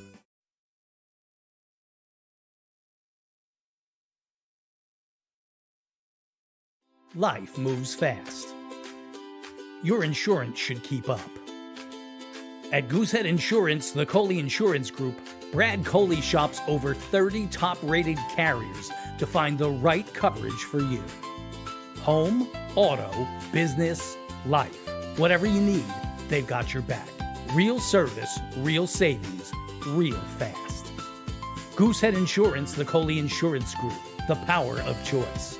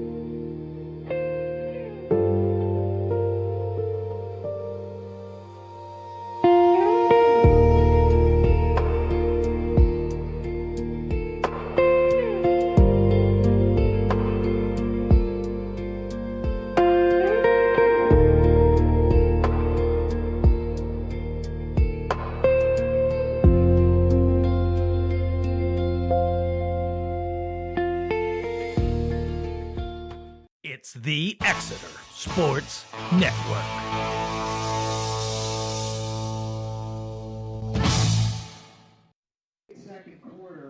We are back at Harrisburg. Not a whole lot to talk about if you are an Exeter Eagles fan. Essentially, Mike, what we saw, without going into a whole lot of detail, you can see obviously the comparison of speed. We talk about speed, and certainly in football, speed kills. We can certainly see the talent that McDevitt has on the field, just I'll even say from punts or kickoffs, where it looks like the player is hemmed in and they're able to spin out of it and somehow create something for a few plays. The most glaring piece of what we're seeing tonight. Yeah, absolutely. You know, the Exeter's defense has done a pretty solid job overall. I mean, they've had them in these third downs, and they complete these 16, 17-yard out patterns on a dart, and you know, their slot receivers are just able to run, you know, to area in a zone and catch up between two people. I mean, you got to give credit where credit's due. I don't think, you know, I think the game plan for Exeter, I like it. I mean, it scores 28-0, but they've done so much on offense to shift and try and get people in the right positions. But the speed of that defense and the discipline of that defense is right now a little too much. And they're too much for a lot of people, I think. You know, that's why they're where they're at. But, you know, hopefully you can come out here and get a stop on the first series, score, put pressure on them, and, you know, find a way and make some adjustments at halftime. But, you know, there's not much else to say. I mean, they're you know, Exeter is doing what they've done all year, trying to run the football and trying to throw when they have to, and just McDevitt's doing a great job. Let's talk about Exeter as we move into there's 3 minutes on the clock before we start the third. When we take a look at Exeter, and we can just say in this game, you even mentioned it during the broadcast in that first half, is that Exeter is not rolling over. We're seeing, you know, Donovan Alvarez. We're seeing the secondary, Nate Pashley. We're seeing these guys, you know, certainly Jackson Kozik, you know, our regulars, if you will.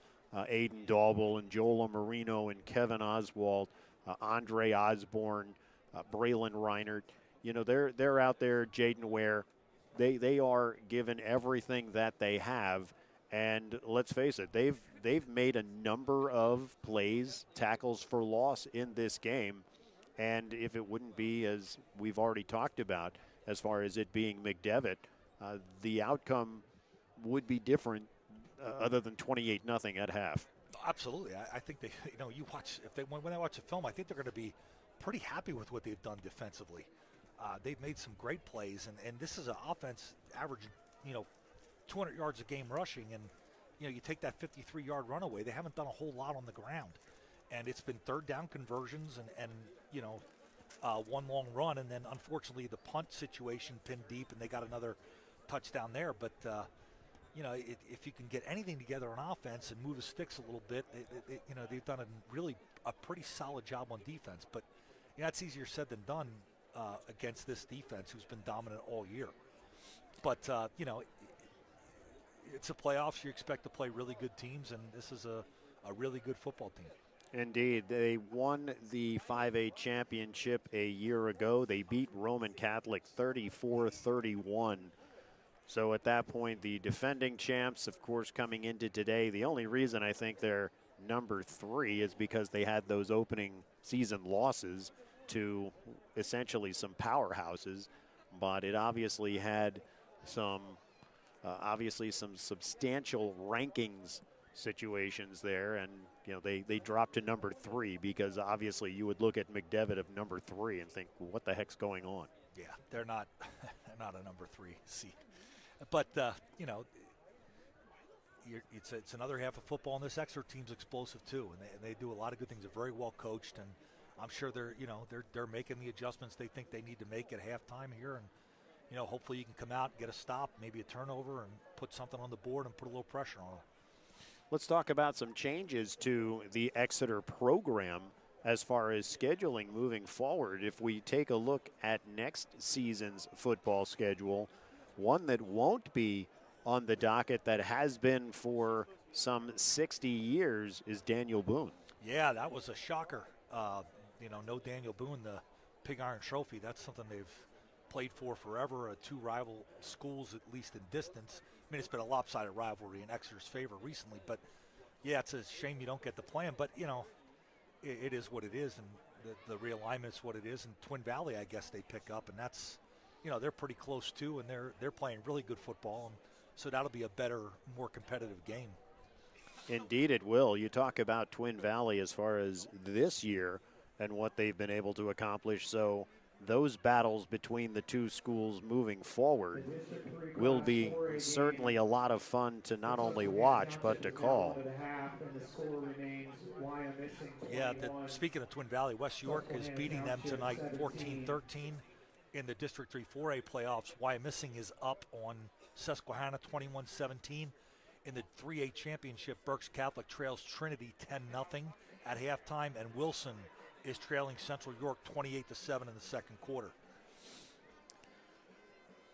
Solanco, I know a lot of, even though they came in at number 4, a lot of individuals in 5A thinking that they very well could run the table. Now, obviously, Solanco going up against a team like McDevitt, but Solanco certainly has a lot of firepower as well, and a defense playing top-notch right now. Yeah, they're winning against New Oxford, would you say 21-12? They're a good football team. Again, in the other semifinal here in District 3 Class 5A. So we talk about bleachers. All right, we've gone to the bleachers for something to talk about in this game. Had an opportunity, of course, we walk up here again. Yeah, thank you to the folks, the athletic director here at McDevitt, and we'll give those thanks in a little bit. But I happened to count the number of bleachers, number of steps as we came up here to the press box, and it's 41. So obviously you have quite the program if you've got 41 rows of bleachers, and obviously, take a look left to right, and it's a nice size bleacher as well. You look across at the visiting bleachers, and there might be maybe 15, if that. So it simply shows you as far as the program that they have here at McDevitt, and maybe that's the easiest way to say what we're all thinking. Yeah, it might be. I've never been at a high school game that I can remember and hear they were sponsored by Under Armour for the game. That was interesting. That certainly over the is. PA. That's right. So needless to say, we're winding down under a minute to go here. Let's take a look at some memorable moments. I say take a look at, and I'll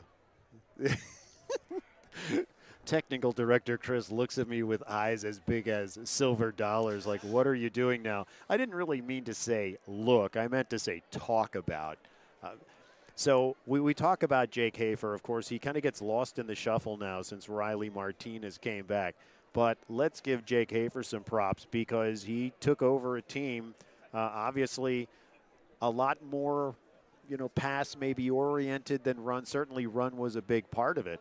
But he took over the team and guided them, let's face it, to the point where they did make the playoffs and certainly took them even further than that. 2 years in a row. He throws a nice deep ball, good play faker, doesn't make mistakes, and he did an excellent job as a quarterback for this team.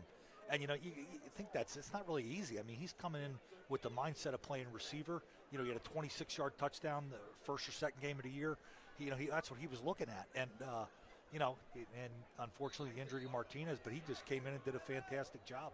And that's a credit to him and having his work ethic and attitude always ready to go, and the coaching staff, because, they switched the playbook a little bit with him and, to play to his strengths. He also had some good runs off his play action fakes. He did a really nice job. Threw for over 1,000 yards. So Jake Franick will put the ball on the 40, back deep. Patrick Wright on the right. On the left is going to be Ish Palmer. Here's Franick kicking off. It's going to be a squib to the right side. It'll be taken at the 24. Nice Nowhere to go, and a nice job there by Caden Reinert. Tell you what, Caden Reinert is coming on as a freshman. He's special team star tonight, and we've seen him play late in games and make some plays on defense. Certainly a bright future for him. So the tackle made at the 25-yard line. They'll mark it at the far hash, so that's where McDevitt will take over. We'll see how long they keep their starters in. Another great job by Franick there. He's done an excellent job punting and kicking tonight because those return guys are electric. Of course, I say that. I realize it's only 28-0, and we'll see as far as if we get anywhere close to the 48-14 of a year ago. So here's Williams in the gun.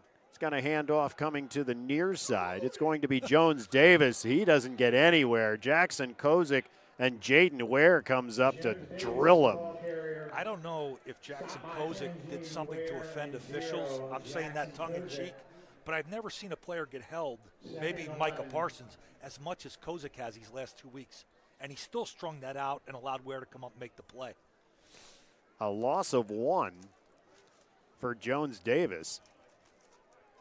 2nd and 11. Move the ball back to the 24. Here's Williams in the gun. He'll hand off. They're running to the left side this time. Jones Davis will get to about the 30-yard line. It'll bring up 3rd and about 5. Number 4, Donovan Alvarez, and 13. Donovan Alvarez continues to come up and make tackles, as does Daubel. This is a very, very good Exeter defense. I don't care what the scoreboard says tonight. It's a very good defense. I've been around Berks County High School football for the better part of 35 years, and it's one of the best defenses I've ever seen. McDevitt will come over the ball. Winding down to 10:35 to go here in the third. Williams in the gun. Jones Davis, it's a high snap. He'll pull it down, throw it to the near side, and what a throw it was over the defender. He gets it in there to John Ty Quick. If you missed the first half, there it was. 2 great plays to stop this powerful running game, get him at a 3rd and 5, and he just throws a bullet. Jaden Ware was in perfect position. He just put it right between 2 people. It just like it was effortless. Threw it on a dime to and that's Quick. Good cover. It's good coverage. It was good coverage, too, so a first down midfield. And he gets rid of it so quick. We talked about pressure, but, you know, it's tough to pressure when you get rid of the ball that fast. So here's Williams under center. He'll hand off to Barnes going to the left. He's tripped up right away.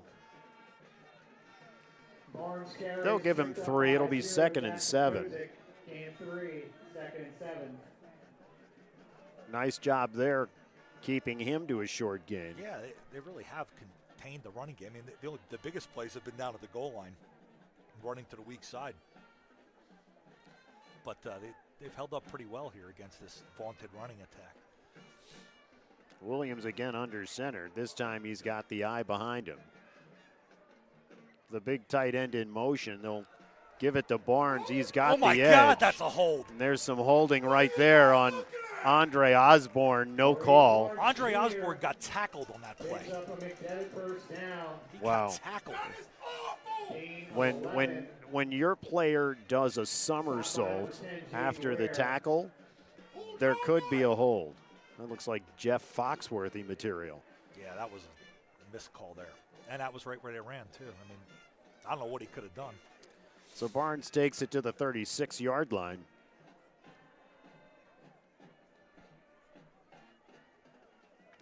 They're doing that, putting that big tight end in motion here and trying to lead with him a little bit this half. Here's Williams under center. It'll be a handoff to Jones Davis. He tried to go up the middle, bounced it to the outside. He's taken out of bounds by Jackson Kozik and Josh Jackson. Jackson Kozik was the end on the opposite side and just followed that play down the line and chased it. What effort by him. He'll take it inside the 30 to the 29, pick up 7. 2nd and 3 for McDevitt. 8:20 to go here in the third. Sebastian Williams under center. Single receivers left and right. He's got the eye behind him. Going to be a handoff and going absolutely nowhere. Jones Davis. Talk about the Exeter defense coming up big there. Great job. Kozik, Marino, Jackson. It'll be 3rd and 5. Everybody was in on that one. That was an absolute gang tackle. Kevin Oswalt in there on that tackle, as was number 52, Troy Good. Yeah, Troy Good was in there. Now this is the down that's been hurting us. They're finding these seams in the zone and just threading a needle. Let's see if we can get something here. Williams in the gun. This time they're going to run it with Barnes. He goes up the middle. He's got room to run. Inside the 20. Take it to the 19. It's a gain of 11 and a first down. Yeah, it was a good, solid lead run there. Good blocking up front. Ran downhill. Gain 12 on the play. That's what makes them so tough. You're probably expecting a pass there, right? And they go running off tackle play. They've eaten up almost half the quarter here. Williams in the gun. There's motion. It's a high snap, but he'll still be able to get it down. But there's Jackson Kozik making the tackle again. Yeah, Aiden Dalton in as James well. Davis stopped by 0. Jackson Kozik and 13. Aiden Calling Dalton Jackson on the play. Kozik's name all night long. Yeah, he's these last 3-4 weeks, he's a man on a mission.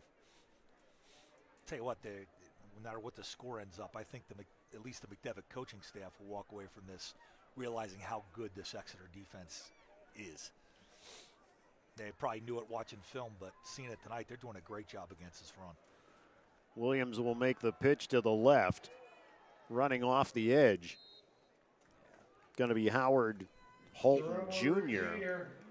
Yeah, McDevitt had enough. They finally sent 2 people at Kozik that time to block him. Jackson. So take the ball to the 13-yard line.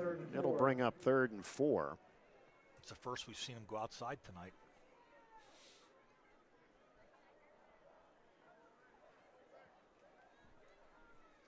So much shuffling in and out on the McDevitt side of the ball. Yeah, they got a ton of guys. They run in there. And Jones Davis in the backfield. Williams with the snap. He'll give it to Jones Davis, but they'll throw a flag. This one might be a procedure call. Looked like it was a little disjointed from the get-go. The Crusaders will be a 5-yard penalty. It'll be 3rd and 9.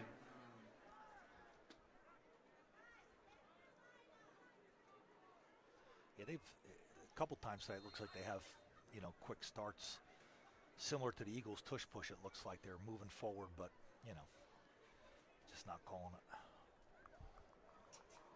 That could be my royal blue and white glasses, though, seeing that, because I'm rooting so hard for the Eagles here. Williams will come out in the gun. He'll take the snap, fake the handoff. Throw it underneath, but a nice tackle there by Stephon Fuller. Aiden Dauble had the pressure on Williams. Fuller with the tackle.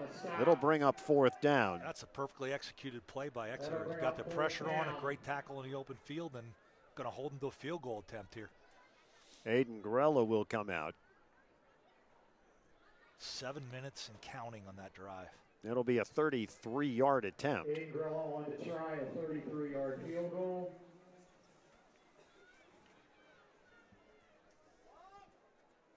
Tyler Reiner, the holder. There's the snap, but this one, Jaden Ware got a start just a little bit too soon. Play is 1 dead. Offside. So they'll walk 5, and we'll see if they go for Looks like it. they're going to go for it now, yeah. Offense is back on the field. I mean, that's a penalty. It's a costly penalty, but, when you're down like this, facing elimination, you're going to try and get every advantage you can. And Jaden Ware's come close to blocking some kicks, so I don't really have a problem with that. Got to make something happen. Result of the penalty, 4th and 2. I would bet they're going to run off the left side here behind the fullback. Put the ball in the 11. They need to get to the 9. And here it's going to be an offside on Exeter. A good hard count by Williams there. So unfortunately, 2 penalties give McDevitt the 1st down.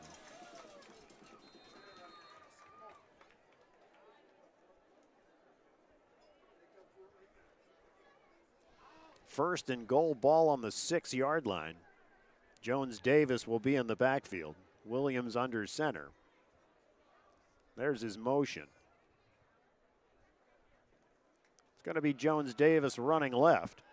Nice job on the left side, though, to bring him down. Jones Davis is the ball carrier. Donovan Alvarez in there on the tackle. Alvarez. 2nd and goal at the 3. So give them a yard. It's 2nd and goal. Making them work for everything they're getting other than the penalty yardage here. Troy Good came in on the back end of that to slow him down as well. Here's Williams under center. They'll give it to Jones Davis, and he'll go in from 3 yards out. Touchdown. 3 yards. So 3:04 to go in the 3rd. McDevitt takes the opening drive, the majority of this 3rd quarter. Punches it across. That was almost a 9-minute drive. You don't see that often in high school. Reiner will hold for Aiden Grella.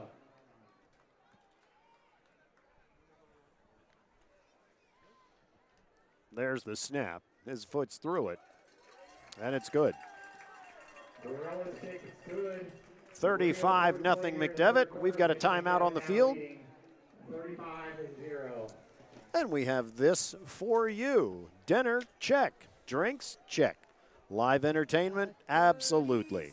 Birdie's Inn is your one-stop shop for everything awesome in Exeter. Sink your teeth into the best burgers and Burks, then stick around. There's always something happening on the deck. This week, Saturday, 7 to 10 p.m., Shark Sandwich plays. Sunday at 8:20 p.m., the Detroit Lions take on the Philadelphia Eagles.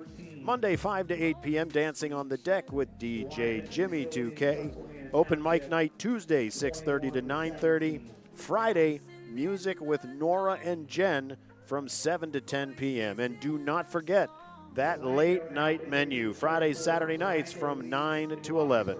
Check Birdie's website at birdiesinexeter.com/events for details. That's Birdie's INN Exeter.com/events. Food, music, community, that's Birdie's. Find us at 5 Points in Exeter. Here's Grella with the kickoff. He's going to send this to the right side. It's going to be Leo Brown looking for some running room. He's got the outside. He's got the 30, 35. He'll get to the 40-yard line. A great return there by Leo Brown. The second time he went to the far side, almost had it the last time that he returned it. Yeah, very well blocked and a good speed by Brown there to give him great field position, try and get on the board. So 1st and 10 on the 40. The Eagles will start 1st and 10 at their 40. Riley Martinez will come out in the gun with Leo Brown behind him. Jake Hafer will be the receiver spread out on the left, but before anything happens, they're going to reset the play clock. They're actually looking to move some individuals from the far end of the field. They're in front of the play clock, which is a hindrance. That could pose a problem. So here's Riley Martinez in the gun. He'll take the snap, give it to Leo Brown, looking to run left. He'll take it in the middle. Not a whole lot there, but he's still churning his legs. Give him a couple yards. It'll be 2nd and 8. Swallowed up by the host of Crusaders. Yeah, Leo Brown never stops. He has kept those legs churning all season long, and tonight no exception.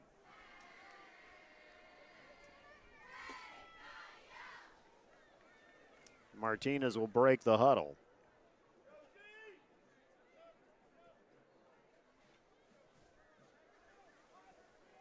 He'll await the snap. There it is. He'll fake the handoff. Actually, he will give it to Leo Brown, but he can't get by the 40. This is going to be a loss of a couple. Yeah, he made a great move just to avoid a bigger loss there. They blitzed into the hole that time. Number 31, R.J. Duffy on the stop. So they'll call it a loss of 1. It'll be 3rd and 9.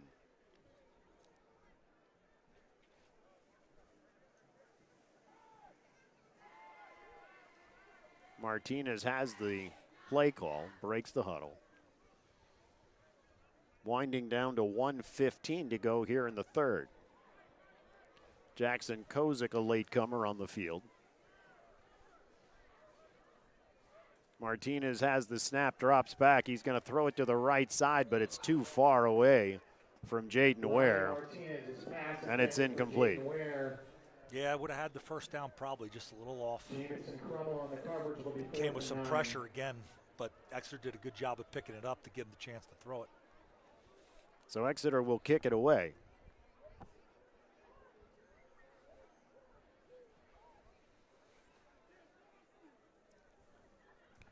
Some seniors on the field that'll be playing their last game tonight. Jacob Frank on the punt. Ish Palmer standing back at his 25. And we'll get to that right after the kick here.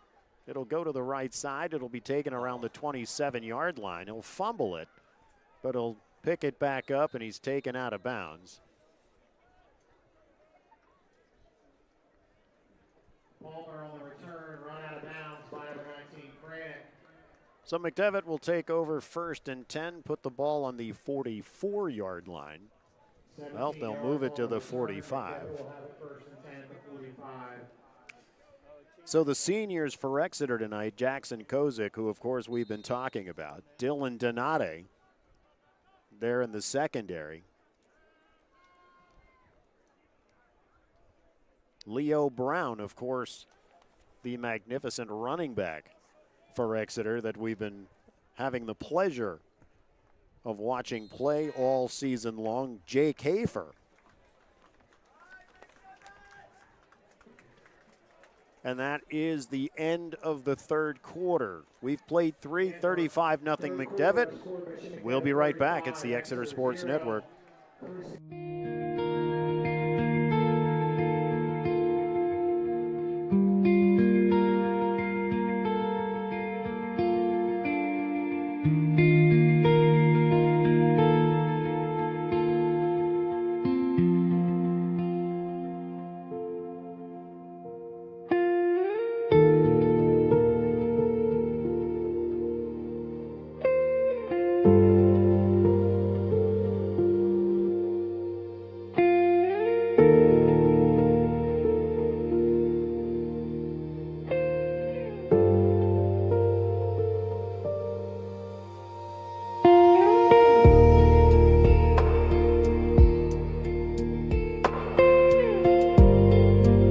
It's the Exeter Sports Network.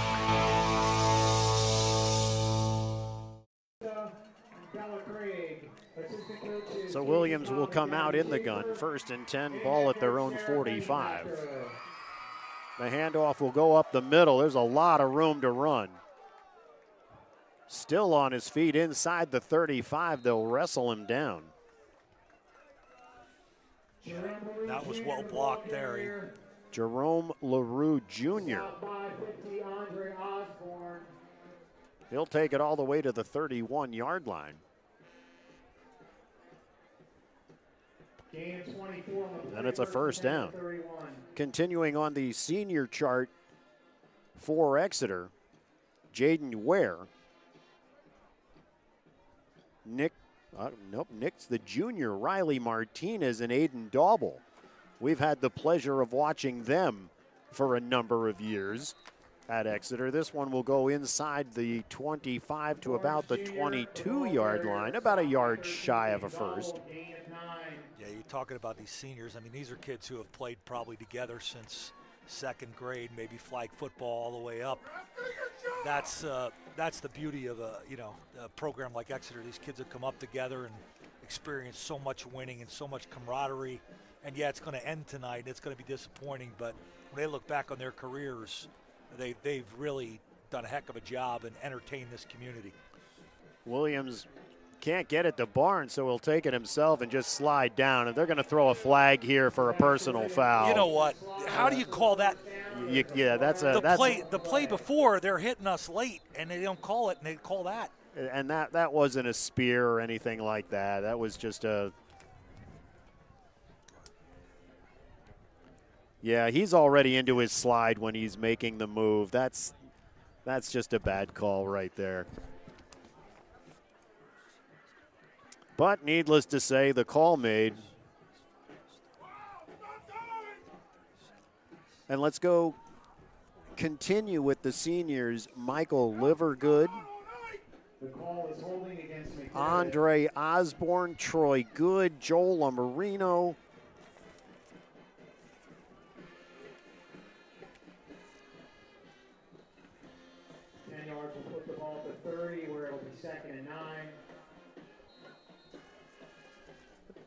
Again, congratulations to all the seniors. They have set the example here at Exeter. And we'll certainly see that as the years move forward. So here's a handoff. There's going to be a quick pass over the middle. And one quick move, and it's a 30-yard touchdown. Howard Holton Jr., and there's the speed aspect that we've talked about. Yeah, just another really strong throw by Williams. He's There is a flag on the field on the far side. So we shall see what this is all about.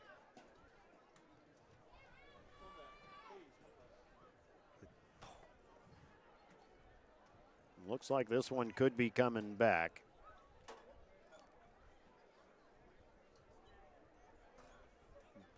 Could they potentially call a hold at this point?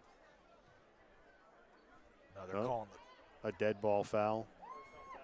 All right, so the 30-yard touchdown pass will stand. Yeah, there's been a lot of chippiness on McDevitt's side here. Exeter's done a good job keeping their cool, staying away from it. Unsportsmanlike conduct against McDevitt. They might want to think about getting their kids out so they don't lose anybody for next week getting ejected, because it is, it's been a competitive game, and they have not moved the ball easily against this Exeter defense. And there's been a couple late situations here that McDevitt has initiated and haven't been called. Now they're starting to call them. So we'll await the Grella PAT. Snap down, his foot's through it, then it's good. 10:07 to go here in the fourth, 42-0 McDevitt.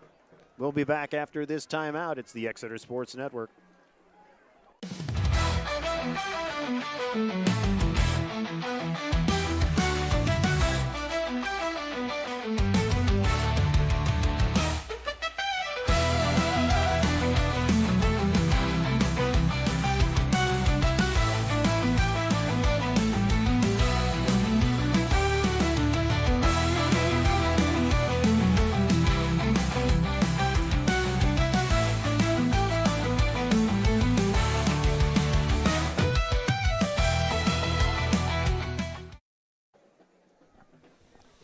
We are back. And I just read that apparently Disney has reached an agreement with YouTube TV, and now you can watch ESPN again.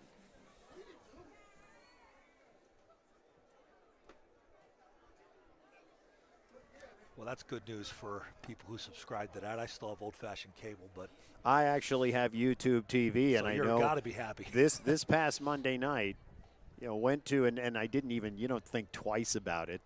And it's a matter of, you turn it on, and usually because of the amount of football I watch, it's the very first thing that you can select. And when it wasn't there initially, it was, well, what the heck? That may not have been the language I used. Oh, no. Here's a pooch.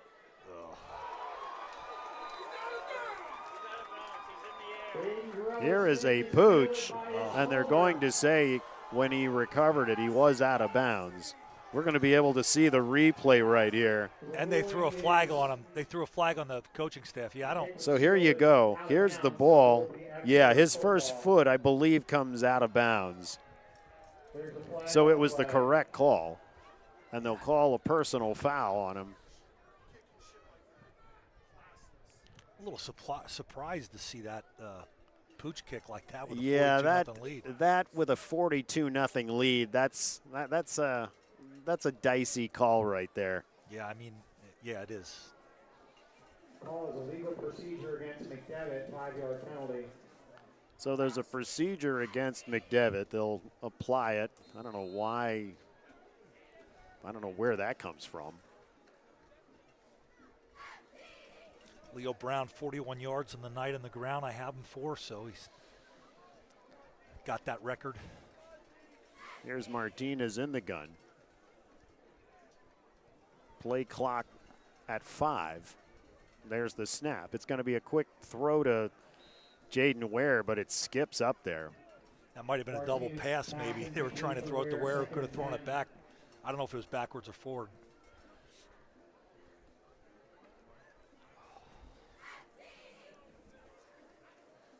Riley Martinez has struggled with his throws tonight. Yeah, not his night tonight, but solid career he's had.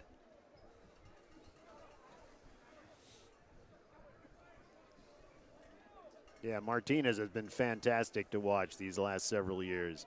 He'll take the snap, give it to Leo Brown running left. He'll try to break a wall at the 50-yard line. Can't do it. That's where he'll end up. Duffy on the tackle. A gain of 2. It'll be third down. Leo Brown continues to run hard. What a pleasure it's been to watch him and this, all these kids. It's just what great football we've had the pleasure of calling. Just a well-coached team, a top-notch program. And I'll tell you, year after year, when we take a look at the seniors who will ultimately be graduating, just the amount of talent that has gone through Exeter this year, no exception. It's just fantastic to watch.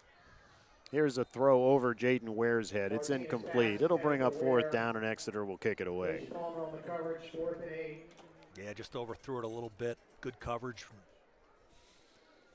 Yeah, and absolutely. And then then you look at the other side of it. You think how are you going to replace Jaden Zandier? How are you going to replace? And all these guys that Exeter's had, and when you have a program, you do replace them because the kids are hungry. The winning's in the community.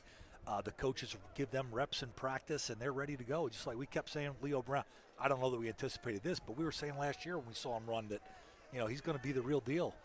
And boy, did he show it. Highest amount of yards ever in Berks County history for a season. Exeter will go for it on 4th down. Here's a throw. Oh, just a toss over the middle. I think it was going towards Aiden Dauble, a little behind him. It's incomplete. It'll be a turnover on downs, and McDevitt will take over. Yeah, pretty much sums up the night.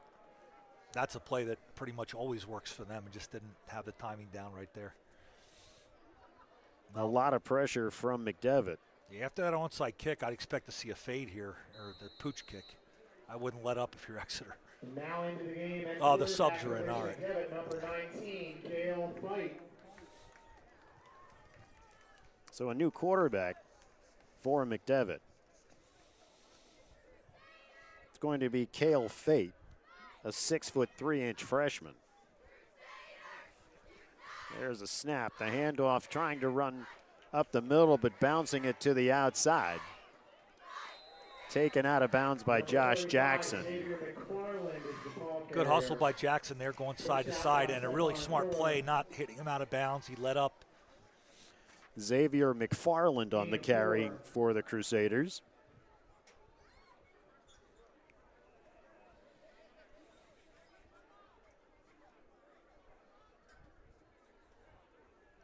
A lot of these guys from Exeter, I'm sure, will go on to play college football, and they'll enjoy it and they'll love it. But there's nothing like playing with your boys, the guys you grew up with, and they had a lot of emotions tonight for these kids, but they really have a lot to be proud of. Absolutely. Inside of 5.5 to go. Here's McFarland again. He'll go down after maybe a short gain. Actually, make that a loss. I don't know where I'm looking, but call it a loss of about 3. Yeah, Fuller there, and Aiden Dauble blitzed in there to make the play.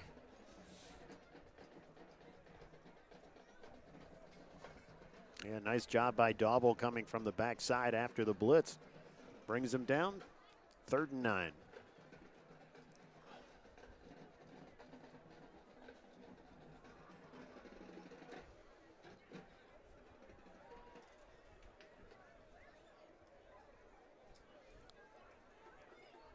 Fade in the gun. He'll await the snap. Here's a handoff to go up the middle. Tackle made.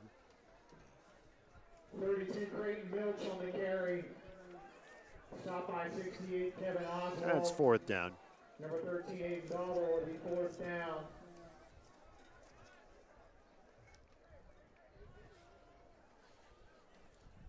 So as the clock runs down to 4 minutes to go,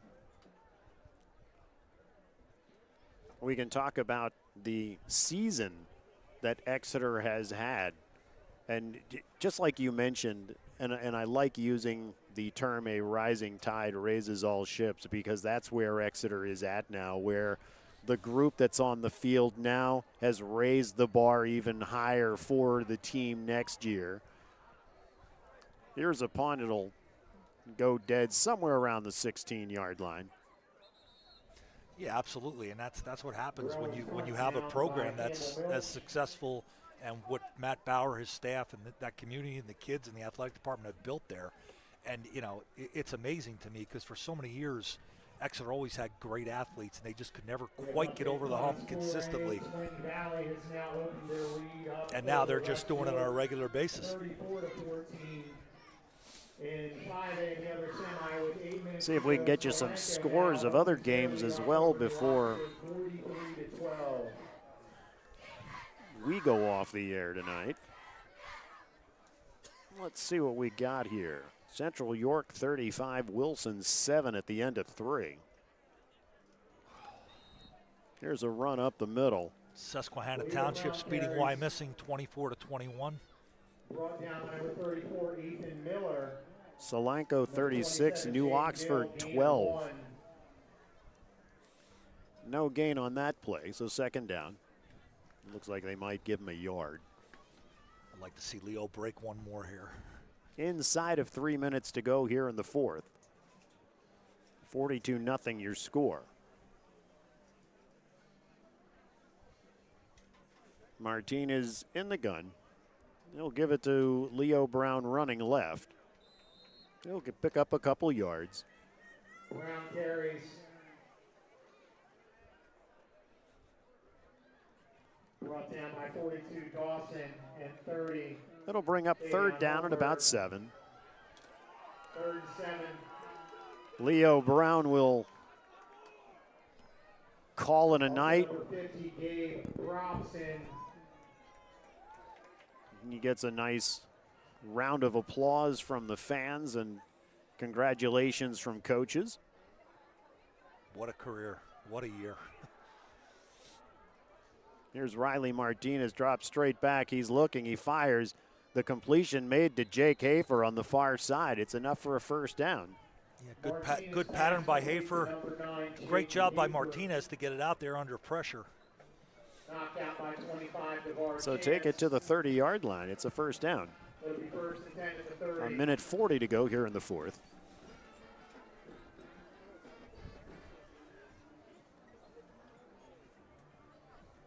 We'll see if they don't try to hit Jaden Ware here on a deep ball.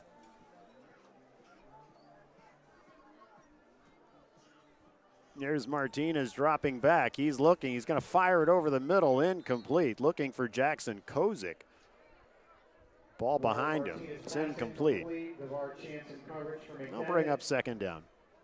Ware ran a nice route there. I thought he was going to get him.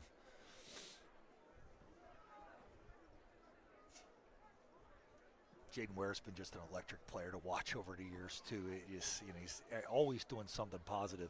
Excellent blocker, one of the best wide receiving blockers I've ever seen. Here's Martinez in the gun. There's the snap. This will be a handoff. Josh Jackson has it. He'll get to the 35.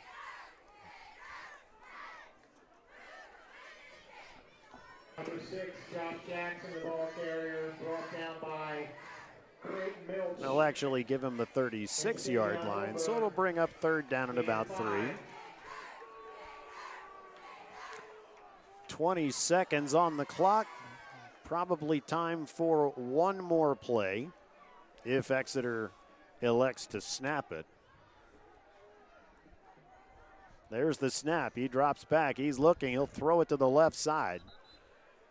Running the deep route was Hafer. The ball thrown behind him as if it was an out. The clock goes 0. And Exeter's season, a brilliant season at that, has come to an end. It's McDevitt 42, Exeter nothing. We'll be back with post-game comments after these messages. You're watching the Exeter Sports Network.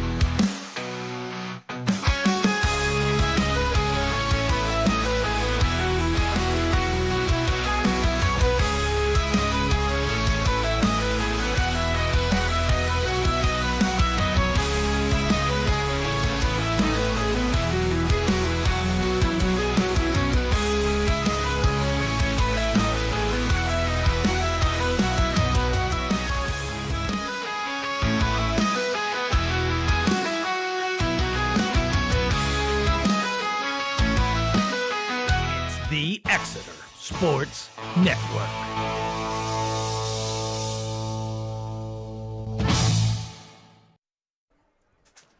We are back in Harrisburg in this District 3 5A semifinal. Bishop McDevitt 42, Exeter nothing.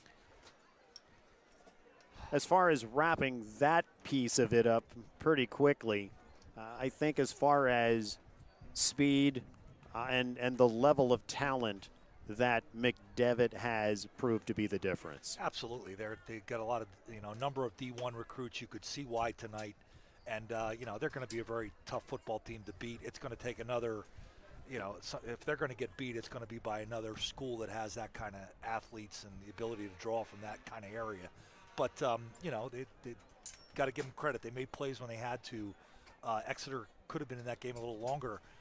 The way they played defensively in the first half, I thought. But every big third down, Williams came up with a great pass, and you got to tip your hat. Indeed you do. He did have some nice touch passes as far as that's concerned. As far as Barnes in the backfield, Jones Davis, LaRue, ultimately they were able to obviously get the yards needed when they did, ultimately punching it in from time to time and ending Exeter's season at 10-3. But Mike, again, we've kind of been talking about this as we have wrapped up that fourth quarter. An incredible year with some just unbelievable moments. Absolutely. It's every year, it seems, that Exeter football is just so fun to watch, such a well-coached team. I'm watching the kids now hug Matt Bauer, the seniors especially, the amount of respect they all have for each other. And, these kids have been playing together, like we said, their whole lives, most of them. And, it's a moment you always remember when your senior season ends. But you look back on the incredible season they've had, the incredible careers they've had, the game last week, coming back again and beating Conestoga Valley again. It's just a lot of memories and a lot of big wins and a lot of memorable moments. And, people say, that this is a job for us, but it's fun. I would call these games for nothing. I really enjoy it. This program, what Matt Bauer has done with them, and the way these kids fight and compete, it's just awesome to come out here every week and watch them. I couldn't really add anything more to it. It certainly is a pleasure for us to be able to cover Exeter sports for you and to see a run like this for Exeter, getting through round one, getting through round two. Again, the revenge game, if you will, against Conestoga Valley and being able to defeat them to get to this game tonight. It has been a fantastic year, and we, again, congratulate all of the seniors for the year that they've had and certainly all their future endeavors. A few thanks. Thank you to the athletics director here at McDevitt, Connor Morisco, for the accommodations. We appreciate your hospitality for tonight's game, so thank you very much. We'd also be remiss if we didn't thank our support from Exeter, Dr. Christy Haller, the athletic director, Tom Legath, custodial staff. Hey, the PA and the timekeepers and the press box, they have all been just phenomenal, fantastic all season long. We are appreciative of their efforts, as the Exeter fans are.